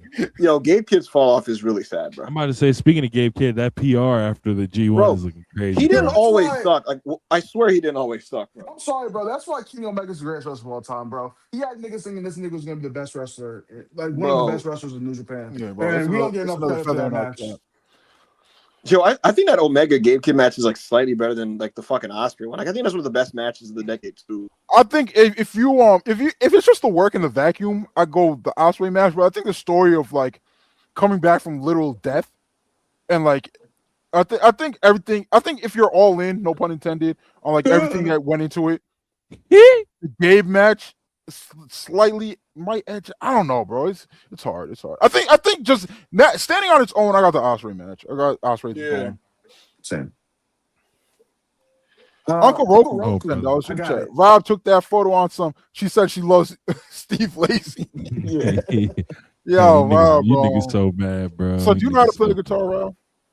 No, not having in like 10 years. Yeah, Ho said she loves Steve Lacy. Yo, Rob, you should listen to some Bob Dylan. Get some motivation. It's awesome. I will. Artist right now. Who wants to do this? I got it. Jordan, JD Brooks. G1 final made me. Jaden Burks, bro. That's not jaded. Yes, That's it is. Jaden. It is. Yes, it is. No, it's not. It's JADY. That's not how you spell jaded. N. There's an N. J Burks. G1 final made me. Wow. How the fuck are you gonna tell us it's not an end? What? Knowing that wrestling authentic to yourself can get over really inspires me. Hashtag made in self-made. Yo, bro, not dead ass. I'm not excited. Yo, we need more self-made athletes, self-made wrestlers, bro. You're gonna. Bro, the roster is crazy, bro. The roster is crazy, bro. I can't lie. When that first self-made pro wrestling show happens, oh my god. Yo, and I'll be forgetting to tell y'all, bro. It be clouded up niggas on the indies, bro, that'd be like 23, 24, and they'd be like, bro, I've been listening to y'all forever, bro. Like, son, it was this 22-year-old nigga. He's like, yo, I've been listening to y'all since I was in high school. I went to this nigga's cage match. He's literally fucking worked everywhere, son. Everywhere. Insane. Bro. And I'm not even talking about Bosby. I'm not even shout out to fucking Bosby. I'm talking about a nigga that I'm just not gonna put their name out there because it was a private conversation and shit. But shout out Bosby, bro. Another fucking demon. He's gonna be on national TV. Waving our flag, nigga. Waving our flag. Yeah. Shout out to Meyer World. Shout out to Mookie. Shout out to everybody, bro. Mullet Man, $5 super chat. Not only do I stand by Kyle Fletcher being top 15, but the top 5 in order of 1 through 5 is Kenny Omega, Mitsuharu Misawa, Ospreay, Sting, and Okada. Eva, what do you think about this top 5? Sting's in the top 5 all time, huh? I think he named a lot of wrestlers that I like watching. I can never larp about like Sting's like prime, bro. I just never went back and watched it all. I love Sting in any kind of like I think Sting's awesome. He'd be probably one of my 30 favorite wrestlers ever. Like my experience with Sting's prime is like I've seen some surface Sting here, who was fucking awesome. I've seen some like prime pro Sting there, which was fucking awesome. And then I saw like a lot of his TNA stuff in the 2000s. Didn't see any of his 2010 TNA stuff, and then I didn't see any of his WWE stuff until Self-Made. And then I watched the Triple H match, which Triple H, you're a super fucking terrorist. And I think someone what else? And then obviously I've seen every single one of his AEW matches. I love Sting though. Amazing. I like Sting a lot. Speaking of, should we say our announcement? Oh, speaking of, that's a great segue, Chris. True, because that's what they're talking about. Mullet Man here is talking about his top 15. Well, folks, this Sunday on the Self-Made YouTube channel, we begin our very own show where we do some rankings. This Sunday is the premiere on the Capo tier for $5, folks. A tier that already gives you backup Hangman Radio, Hanging with Holbert, and other kinds of Friday content. Sometimes you get Self-Made Anime Showcase and more. Folks, we're adding a new show. This Sunday, myself, Rob, Ao, Chris will be joined by Joe Holbert for episode 1 of Self-Made Ranked. Our Self-Made show where we're going to rank things every other week. And on the first week, we're going to decide who are the 20 greatest AEW wrestlers in history.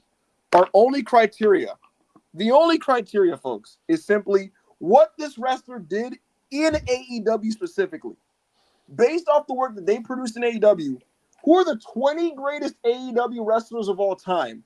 And what will most likely result is us arguing and fighting. So you'll get some conversation, you'll get some spirited debate, but ultimately we will try to come to one collective, mutual, compromised top 20 ranking. This week, it is the top 20 AEW wrestlers of all time. And just to give you guys a little bit of a window onto some upcoming ideas, you're going to get some shows like the best years in AEW ever ranked. Every AEW year ranked ever. So you'll see like, hey, man, where do we place 2021? Is it better than 25? Where's 2023? Is it below or under 2024? We'll come to a ranking on that. We're going to do some other rankings. Like one of the ones that I had in mind was the best Triple H's years of his regime. Like, where do we place those? So it's going to be a fun series, folks. You can expect this every other week on the Capo tier. This week, we're doing it at 8 p.m. And again, for this first week, all of us four, alongside Joe Holbert, we're going to come up with the top 20 AEW wrestlers of all time. And you know what? Just a little bit of an early bit of this. Chat, right now in the live chat, go ahead and comment who you think are the 3 greatest AEW wrestlers ever. I can't wait, man. I'm excited. Mm-hmm. You know, Sunday, I'm hyped, nigga. Don't worry, chat. Wow. Excited, man. CMFTR, all 3 of them will be caught and compromised to a permanent end. We'll see. People think Jericho's going to be in the top 10. It could be. Yeah, you got to tune in to see. What to say? And you know what? Here's the thing, folks. We're going to rank it based off everything that they did. That's influence. That's the storylines. That's the angles. That's the match quality. Some guys might make top 20 purely from just being consistently great in between the bells. Some guys might make it just for like how influential they were. Like, for example, I think it's going to be a very interesting conversation. Where do we place Cody Rhodes?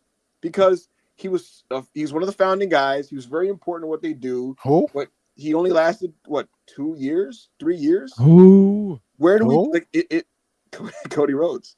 So never heard of him. We'll see, folks. That's going to be this Sunday, 8 p.m. Eastern Standard Time. Myself, Rob, AO, Chris, and Joe Holbert. Episode 1 of Self-Made Rank. Vernacular, $5 super chat. Ibu, any update from quote-unquote the camp on the 2 KO segments so far? I don't see how he comes off as the babyface in this program at all. Body shaming, good. CM Punk is extremely aware that he's going to be a massive heel in Toronto. And everything he's done in his promos was done with the mindset of, I'm going to go into Toronto as a bad guy. Seems like a pretty bad person for shoot. Kuzu, $2 super chat. Chriso is a furry. It all makes sense now. Chriso? Literally. I'm not a furry. I got a lion heart. And, you know, a lot of people don't like that because I'm lion hearted. What you know what I'm saying? Wow. Little nigga, but I'm lion hearted. Oh, you a little nigga? Yeah, he's a little nigga. Also, Damn. I have a message from my pops. He said, "Tell them nothing goes on in NOLA without the big chief." Oh my god! You just a little yo OG. Run in that room real quick and give Rob a fucking noogie. Just give him a noogie real quick. Put him in his fucking place. Put him in his place, bro. I gotta put his shirt on, bro. Relax. No, just give him a fucking noogie. Yosai, $2 super chat. At least Chris can afford New Japan World Ibu. Yosai's been pressing this since I asked the Discord. I didn't ask for the link of that match for myself. A wrestler was asking me for it, so I gave it to them. I have New Japan World. No, you don't. All right. Shut down Spurs. $5 super chat. Never seen Ibu dress up as a lion. One might ask how committed he really is to the cerulean blue. He's just not as committed as me. And that's well, okay. considering niggas literally had to tell Chris how to spell cerulean yesterday, how committed is he? How committed is he to cerulean blue? It's a hard bird. It's a hard word. Bird. Wow. Wow. Wow. Because I spent money for props. See, that's the problem. That's the problem. Matthew D. Varatham. Now, I'm sorry if I butchered your name. $1 Canadian. Thank you for the super chat. We appreciate your support. Ibu hates Mexicans. Wow. True. 50 pesos. Rob didn't watch the G1 final until today because he was busy listening to the Pat McAfee album. Rob, you did only watch the G1 final today. What do you have to say about yourself? I've been watching basketball content all weekend, bro. But I locked in on self-made content day, bro. I watched a bunch of wrestling today. He never denied listening to the Pat McAfee album. I did not listen to We're moving on. Ultra Instinct, $5, £5. On a scale of 1 to the Batman ratings for our Project Hail Mary and all the other Discord movies this week. Shit. All right, well, brother. Oh well, if 1 to the Batman, I mean that's a lopsided scale, right? We gotta go past 7. Oh man. Okay. For what it is, R is a 10, bro. R is a 10 out of 10 for what it is. Project Hail Mary on a scale. I'll go 8.25 on Project Hail Mary, and all the other Discord movies this week. What else did we watch? That's Death it, right? at a Funeral. Oh, Death at a Funeral. Death at a Funeral. For a silly comedy movie, I'll give it a 7. Yeah, I'll give it a 7. Yeah, it was all right. This nigga AO is gonna eat Rocky. Well, I mean, what the fuck? Nigga was looking all delicious. What? You're weird. Oh, dude. It's a weird guy. Raw Bag. Remember for 7 months. Chris O'Lion is Self-Made's first Sona. Wow. Okay. Yo, Rob, Chris O, why do you keep denying being a furry when you've said in Discord that you are a furry? I've never but like furries have personas, and you said you have a persona. Yeah, you said you have a persona, bro. I do have a persona. And you said it would be a bear. Yeah. So you're a furry. So you're a furry. No, I'm not fucking furry. No, so how could someone who's not a furry have a persona? Because everyone has a persona. I hear you. Rob's big homie G. Rob, can you read this, please? Chris O with the lion and Rob with the pepperoni. Yo, this Big G thing, right? Like this. I think it's Big G. I don't even have like real proof. See, this is the dick Ryan should be talking about. Y'all hear something, y'all run with it. You see, but this is the problem with the media. Yeah, proof that Big G doesn't exist. Yes, I do. When I see Chris O'Line hit my Twitter timeline, Ibu and AO wouldn't get how we lines lead the pack. Chris O, wow.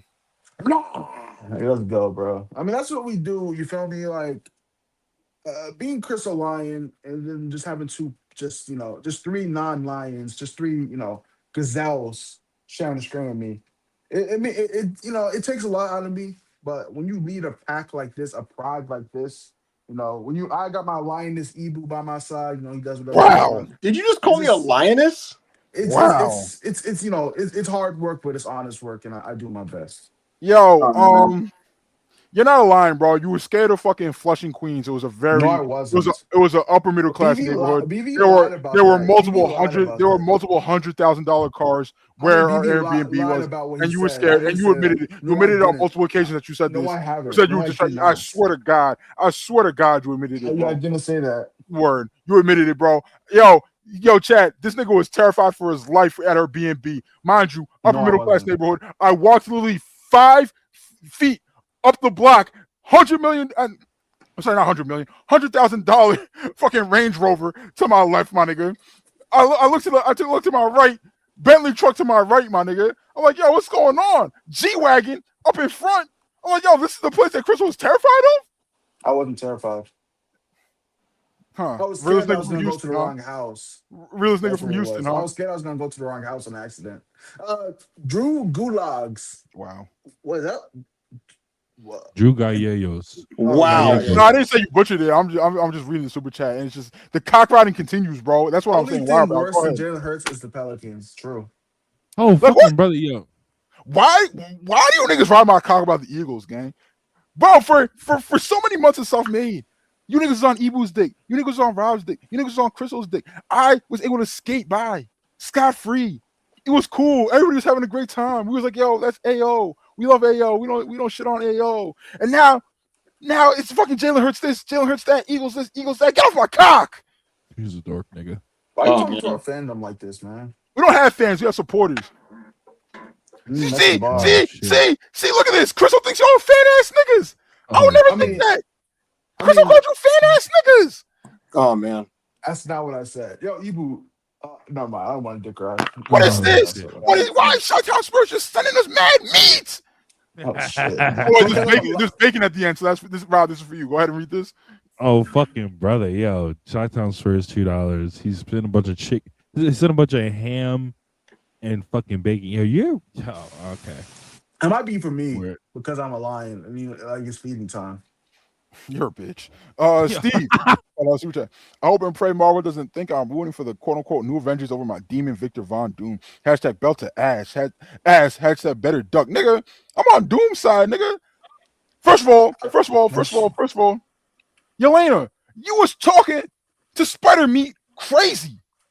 You was talking to him crazy. We saved the world how many times before we graduated high school? And you calling our stuff small potatoes. Look at your shitter ass squad. Look at your squad. Look at your squad. And that's why Von Doom's coming with that fucking belt. Ricky Saints stars $5 super chat. Me and Ibu link up. Oh my god. Give Love Life updates. Coincidence? I think not, Zaddy. My only comment on Ricky Starks was it was amusing that he came to my post to drop an odd dude. What did he say? So I responded to MJF. MJF hit me with the not reading all that thing, and then he replied, "Oh, dude." Wait, he's trying to lean into the meme? Yeah, he wrote, "Oh, dude." Yo, you can't. I don't think you can lean into this, bro. I think you got to no sell it. What do you think? This is a pretty funny comment, to be honest. I mean, if you just unless you want all dudes to be the only thing you ever fucking hear for the rest of your fucking career, I think you just gotta no sell this until niggas get bored, bro. Doing it because he waited a little bit and just dropped it in a reply. I think it's fine. I mean, he deleted it really quick because niggas were on his dick in the replies, but were they? Oh boy. Yeah. Unless he tweeted it again. That's funny. Big Ohm Wrestling. $5 super chat. Love y'all, but Ibu Wallahi, if you ever say Omir like that again, we're gonna have a problem. Oh shit! Is that how Omar is really pronounced, Omir? It depends on who it is, and it depends on where they're from. Yo, I know Omers, I know Omars. That's the thing, bro. I know Kamals, I know Kamels. Yes, it depends. And then you call a nigga named Kamel, he'll be like, my name's fucking Kamal, bro. Yeah. He's like, well, you niggas all spell the same, bro. My fault. You know what I mean? Yeah. But that's besides the point. Ibu, you're a LARPer. Meg Robin Griffin. 2000 super chat. Guys, stop bullying me. I'm here too. Hashtag stop Rob abuse. Yo, look at this picture, Rob. Check this out, bro. This shit is fucking insane. What is this? That's Painmaker Rob. That's Painmaker No, Rob. it's Rob. It's Rob Dust. It's Rob Dust. Oh, Rob Dust. On Meg Griffin. Oh man, remember like Loaf and Lecture? Oh man. Rest in peace. Yo, remember Self-Made Anime Showcase? Oh my god. Oh fuck, dude. A nice 2 weeks. Yo, did you tell niggas? Because I was reading the replies and everyone's going rest in peace to Anime Showcase. Oh yeah, I told him before the show even started. I was like, yeah, this is done. I said, this is done. We're gonna give you a great performance, and we did, bro. I was like, yeah, this is over. Oh man. Yeah, don't worry. Self-Made Ranked is here. The Pro Mutant Chud. Oh my god. Months. Dear Marvel, it's been a long time I felt passion. I shaved my head and I'm ready to love again. All I ask is that Ibu is banned from watching. Hey buddy, fuck you. Oh shit. Oh fuck. Ibu, you getting it from like all different kinds of fandoms, bro. Why is Nick Fuentes in a fucking Professor X chair? All right, someone got to take over reading. Chi-Town Spurs. One of my favorite moments from the G1 final was Taichi and Yuya's corner and ZSJ and Oiwa's corner, grinning like they were watching their son hit a walk-off home run in the World Series. There's so many things about that match that I could wax poetic and gush about this first. Yo, did you see how the Dangerous Techers dapped up at the end of the match, bro? That shit pull my heartstrings, bro. That shit pull my heartstrings. Yeah, it's beautiful, man. It's fucking beautiful, and I'm glad that they're opposite each other and more tags coming out of this. The fact that Yuya and Oiwa are going to continue to mix up is really cool. Thank you, Shy Towns. I totally agree with you. I am Johnny Bernie. $2. Any word on Nigel injury and possible replacement? Nigel got hurt? Yeah. What did it say? What? Damn, really? Yeah. That's unfortunate. No, there's AW's supposed to announce it tonight, bro. We'll see. Oh wow. Drew, $2 super chat. Drew got RR was amazing. Felt like I was looking at two AOs. This is a real nigga, bro. This is a real nigga. It's not brother, holy fucking guzzle. Yo, shout out Big Drew. Shout out Drew Demon, nigga. Bro, fuck. Yeah, I appreciate you, Muddy. Yo, get off his cock. Yota, follow super chat. G1 final walked away from its past in order to forge its own future. Very. I forgot how to pronounce it. Oh, you're a bitch. It has refused nostalgia and in turn fascism. What the fuck? Hashtag philosophy grabs. Yeah. Fuck it, I'm with it. Fuck it. Let's get it.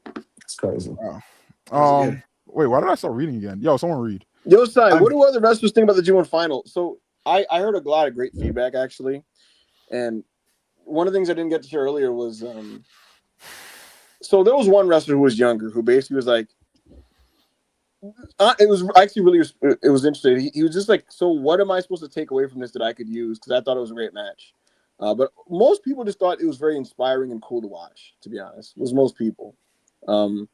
So yeah, the feedback has been positive. I've even seen certain people ask me for the link that came back and was like, all right, I'll admit it, that was great. So it's been all like legit across the board positive. Yosai said I'm watching Raw. I don't have Raw on. Andrew Brown, $5. Have you noticed that most of the top WWE stars are on SmackDown and not Raw? I think it's because they know that on Raw they Oh my god! Oh my god! This is gonna morph into a fucking Cyborg 18, bro. Who, me? Yeah, you're good. Am now, I still though. Cyborg? No, you're good. Oh, I was gonna say, nigga, computer chip glitch. I think it's because they can game the system in the ratings on Raw. And on SmackDown, they need to get that 1.4, 1.5, so they need some yeah, it was pretty funny because, like, not even that long ago, it was every top person was on Raw. Except for Cody Rhodes. He was the only top person not on Raw, bro. Yep. Yo, if I'm Cody, I'm looking around and I'm like, yo, bro, give me the fuck off SmackDown. But then he runs into Roman on Raw. I don't think he wants that smoke either. No, I gotta say, bro, I think part of it also, if I'm being real, bro, I think niggas like, yo, I'm good off being in that Roman orbit, bro. I'm good off that shit. Doesn't know they gotta fall in line, nigga. Certain hierarchies are set in place. If you don't fit a certain bill, nigga, you don't make it. Niggas better respect the tribal meat. Killian, $5. Killian, super chat. Didn't Mox have a rivalry with Kyle O'Reilly last year built around if Kyle O'Reilly locks in the ankle lock that Mox is in trouble? He tapped twice once on TV. That was yes, he did, and that was a very cool TV program.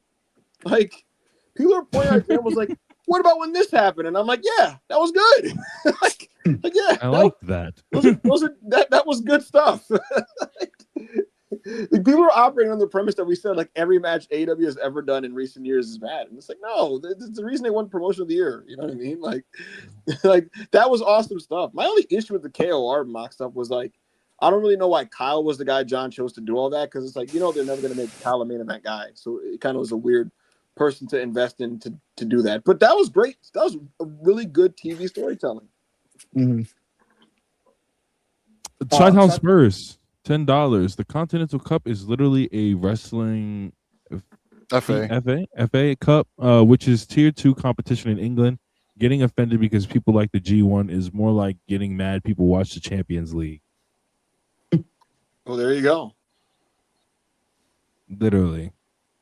I don't know what Champions League is. I'm guessing that's some soccer stuff. It's so basically, yeah, it's soccer. It's basically like all of the top 4 clubs in like the Premier League. You know what the Premier League is, right? Yeah, I know like Arsenal, yeah, Manchester United, Liverpool. Yeah, top 4 teams in that league, and then the Italian league, and then the German league, and then the La Liga, the Spanish league. They all go into the Champions League, and there's more leagues, right? There's more leagues than the ones I named. They all go into the Champions League, and then it's basically like the highest form of competition in soccer, and the winner of that is, you know, Champions League champion. They've won the Champions League. Toffee Vision, member for 5 months. Happy to be a member of Selfmade for 4.9 months in honor of Jaden Daniels. Yo, he's a fucking Jaden Daniels, bro. Nigga's a dork. I'm so happy so many people are on the fucking hate watch now. You're so mad, nigga. Sprouts. Oh, real quick, I know Ibu will pop for this and Rob. September 6th, Braun versus Oba announced. What is September 6th? Is that a Raw? Is that a main event? What is that? I think that's Saturday night's main event. Or Sunday night's main event. No, that's the Sunday night's main event. Ibu, predict the finish, Ibu. Bronson Reed's return. Rob, predict the finish, Rob. I'm gonna go with the same thing since he's been posting pictures himself. So what do we do? A non-finish DQ? I think it's gonna be a non-finish. I don't think he helps him beat Oba. Okay. Yet.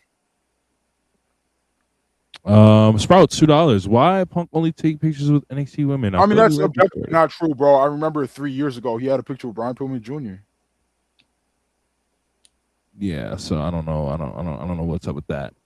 Like, and niggas know 3 years ago he took that picture with Brian Pillman Jr., bro. Stop acting like he didn't 3 years ago take that picture with Brian Pillman Jr. Wolves of the House, $2 super chat. Joya. I gotta mute up real quick. Somebody.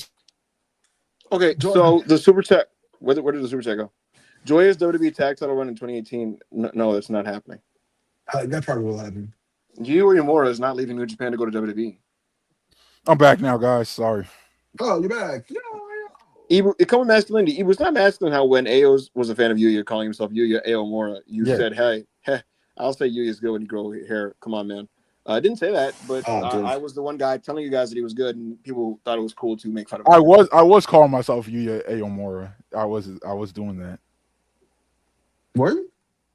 Yeah. I don't necessarily. I don't remember that. So, are you sure you were doing that, big bro? It come with masculinity. No, we did that already. My fault. Did that already? Oh, the custodian. Shout out to the custodian. The custodian BPJ $5.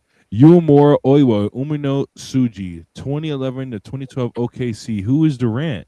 Westbrook, Harden, Ibaka, and no, Rob. We are not doing this with the Pelicans. Why would we? Yeah, they're more like the 2014 Thunder. I mean, they're more like the 2014 Warriors, bro. Yeah, 2011, 2012 OKC. Them loser ass niggas didn't win anything. Well, KD won 2 chips, but yeah, but not. You mean on OKC? Yeah, I mean that team and like as a franchise. Now, if I were to entertain this analogy, I think the person that will eventually leave is probably just Yuto Ice. I think he already got the American Overture this year. I think eventually, like, because they get on Twitter like a lot, like their clips and shit. One of these American companies is going to just throw enough that I think KOB does eventually go, but I don't think it's not for another year or so. I think the other guys are going to just be locked in for a bit. Who's Westbrook? Ooh, great question. who's going to be here? Who's going to be here 15 years from now when everybody else has kind of moved on, and it's just like having like bad, unethical, inefficient games? I feel like that's gonna be. I feel like it's gonna be Umino, bro. I feel like I don't know. No, because if he ever hits a wall, bro, like Mox will be like, "Yo, you wanna come do this?" That's in 15 years though. 15 years from now. There was 2. Oh no, I don't liked it. Oh, my fault. It comes with masculinity. Let me try to find it. Go ahead, y'all. I'll do it. I'll put the next one up. All right. I really Joe's Vito. I really like Sonata's G1. He had lots of good matches, even though his right arm still looks crazy. I truly hope he keeps this level from now on. Sonata back?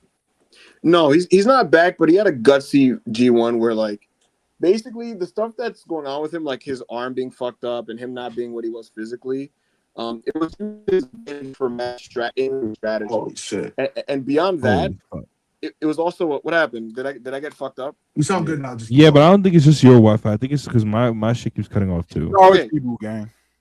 So the other thing was he's a House of Torture member, but the G1 his subplot was like, Sonata, believe in yourself. Actually, just wrestle. Just wrestle, Sonata. And the crowd got behind him, and they want to watch. They want to cheer for him as a babyface. So it was a nice like mini story in the undercard, and that's kind of what I mean. These G1s, it wasn't just awesome epic matches. There was like cool, smaller, fun matches that had like things worth paying attention to that were like 3-star matches. Someone read this, please. It come with masculinity. Remember, for 7 months, it's also not masculine how when Chris went on session saying his belly is full of ramen, you said, "Shut up, you we are black. Be better, Ibu. Be better." Never said that. You did say that to me. Never said that. And it was actually very rude. Not dead ass don't respect you for it, but you know, I will forgive you.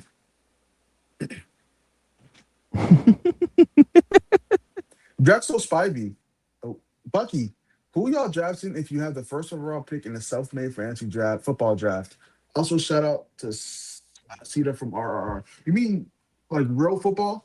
Like, if I had the first pick, I'm taking Jameer Gibbs. I don't know, to be honest. Fuck it, bro. Chase. Oh wow. Can someone answer me in the private chat? Yeah, I got you. Give me 1 second. Oh, like 9. Okay. We're doing a college football draft this Friday. I mean Saturday. Yeah. Obviously, the first pick's gonna be Jeremiah Smith. Drexel Spivey, $5. I know Ibu has a G1 over Tana Okada, but what about the rest of you guys? Both were 5 stars for me, but Tana Okada still takes it for me this year. Ibu, you have the G1 over Tana Okada? Yeah. I don't think it's a ridiculous opinion. I didn't know that. Yeah, I would say so. I still got Tana Okada number one. Yeah, it's Tana Okada. It's Tana's last match, bro. Mm-hmm. I'm at a point though where most of my favorite matches this year are from New Japan. Like most of my favorite ones. Yo, but what I will say is this was the only match that gave me pause into thinking, wow, is better? Tana Okada the best match that happened this year? Is it the best match that happened this year? And I still think the answer is yes, but I had to think about it after G1 final happened. No other matches made me think about it. Other matches would be, yo, shut the fuck up, bro. Like, what are we even discussing, bro? Right. Where it's like, no, it's not in the conversation. Yeah, that's fair. So yeah, that's how I feel. 1 second, please. Thank you, Drexel Spivey. Appreciate you, brother. Yo, Rob, can you do the next? Oh, never mind. Yeah, got you. My thing was all fucked up. I got it. Go Ultra ahead. Instinct. Grandpa Boo doing a deep dive into Fortnite skins in the early hours of the morning was fascinating. Yeah, last night, folks, I was live in VC with my brother and Cade, and they were explaining Fortnite to me. They're just explaining it. Old gimmick. We will make Ibu play Fortnite one day. Don't worry. I didn't know that like it's just an everything game that people just it was really fascinating to learn about. AJ, man, for 7 months, was glad to see Yuya quit to the Big Rock. Get cucked, Ibu. Wow.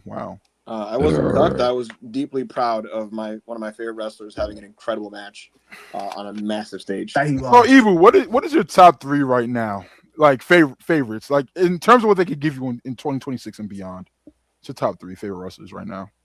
Yuya,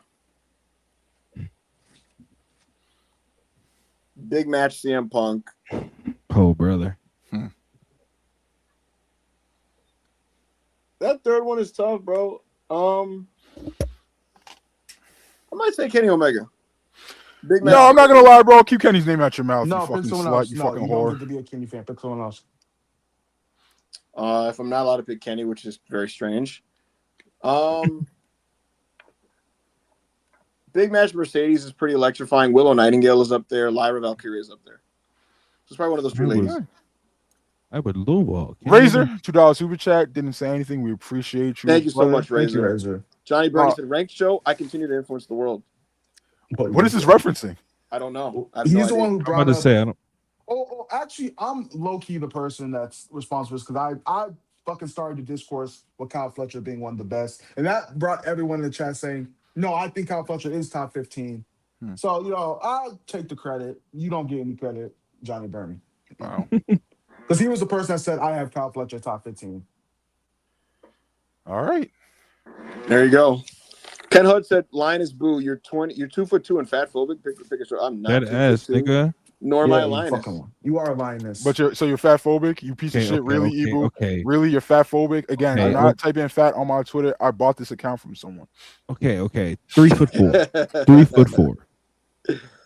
Oh man, I got nothing against fat niggas. Matthew, $2 super chat. Top 3 MCU movies. I got Guardians 3, Into the Wait, what's ITSV? Into the Spider-Verse. That's not a Marvel. Yeah, that's not an Spider-Verse. MCU movie though. No. And No. Infinity War. Mine I mean, are we're just doing Marvel. Let me just do MCU because I think just doing Infinity Marvel War, Civil kinda. War, and Infinity War, Civil War are my top 2. Mm-hmm.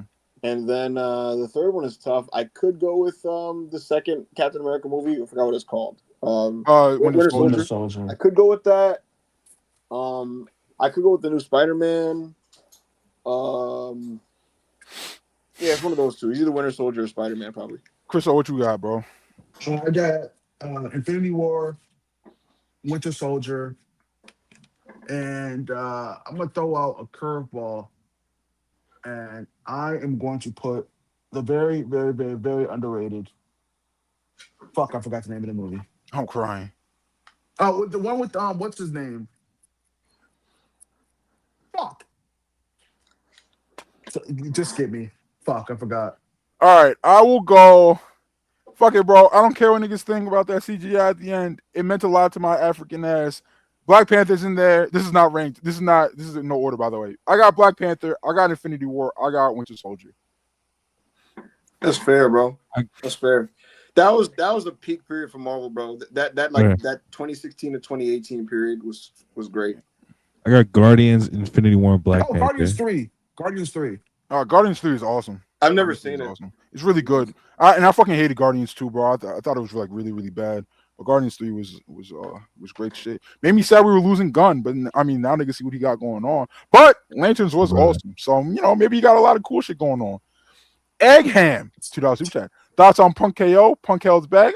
You talked about this a little bit. I thought this week's segment was better than last one. I enjoyed it personally, but I will say to people's criticism of like I'm tired of the storylines where it's just I hate Punk because of what he did in real life and I hate him. Like I think this is the last one where that makes sense. Unless Punk is ever going to work with the Elite, this is probably the last storyline you're ever going to see where the whole idea of is like Punk, you're actually a really bad guy and I don't like you. It's really bad, bro. Kevin was in a great ad lib where he said, "Look at me when I'm talking to you," and Punk kind of started laughing in his face, crazy, started just dying laughing right in his face. How do you know it's an ad lib? It was an ad lib. How do you know it's an ad lib? Another good ad lib was Kevin Owens said, "Like, yeah, look, my friends don't like you," and Punk was like, "Who are they? Name them." Like that was when Punk did. So like, what happens if he's like, "Yo, Kenny Omega and the Young Bucks and Adam Page"? Like, what happens, bro? So guess what? You know, Punk did on air. So Kevin Owens teased naming niggas. And Punk jumped over and went like, "Being hated by losers is the price you pay for not being one." Like if you go back to the line chat, he says that like stopping over what Kevin Owens was gonna say because he didn't know if Kevin was about to fucking drop a name. Because Kevin immediately responds, "It's not just those three. It's actually a lot of people." And then Kevin Punk was like, "I'm interrupting this nigga. I'm interrupting this nigga." Just like you was on Hank Demon's dick, bro, at that collision, and then he fucking apologized. It reminds me of it when he did the same thing to Drew because Drew was like, I used to be the chosen one. And Punk went, "Who chose you? Who chose you? Who chose you?" He was trying to get Drew to say Vince McMahon, and Drew started laughing. Yeah, I can't lie, bro. Niggas turned against the family. Oh, come on, man. We got any other super chats? No, we're out, bro. Do you have any other graphics? Do you have any unused graphics? Just okay. Match of the week. Bang, nigga. Yuya Uemura, Ryohei Oiwa, G1 Climax 36 final. Shout out to Ryohei Oiwa. Shout out to Yuya Uemura. Tremendous match. I'm going to remember this for a long time. It's my match of the year. And also one of my matches of the decade. A guy we didn't shout out is Hiroyoshi Tenzan, who retired, congrats on a great career. He had no business wrestling out there. He couldn't lift his shoulder on one of his arms.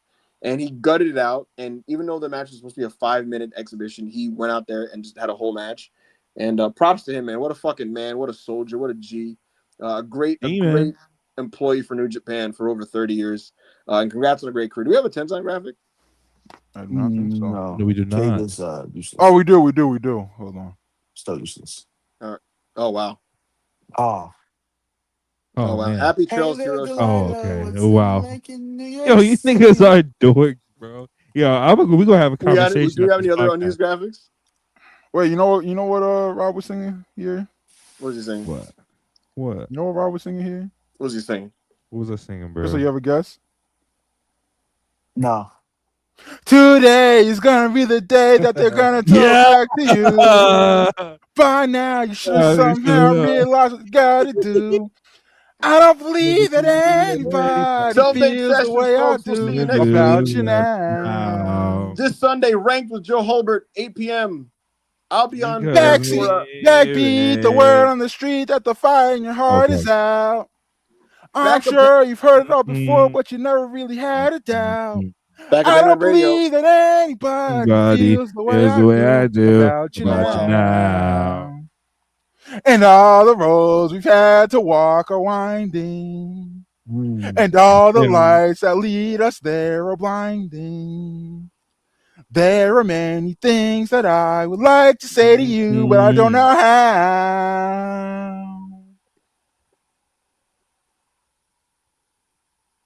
Self-made because maybe maybe you're You're gonna be the one that saves me. That saves me. And Rob, after end this shit, Rob, all, Rob, end the you're stream. my wonder Rob, end the stream, nigga. wall. Rob, end the stream. Self-made shit, self-made.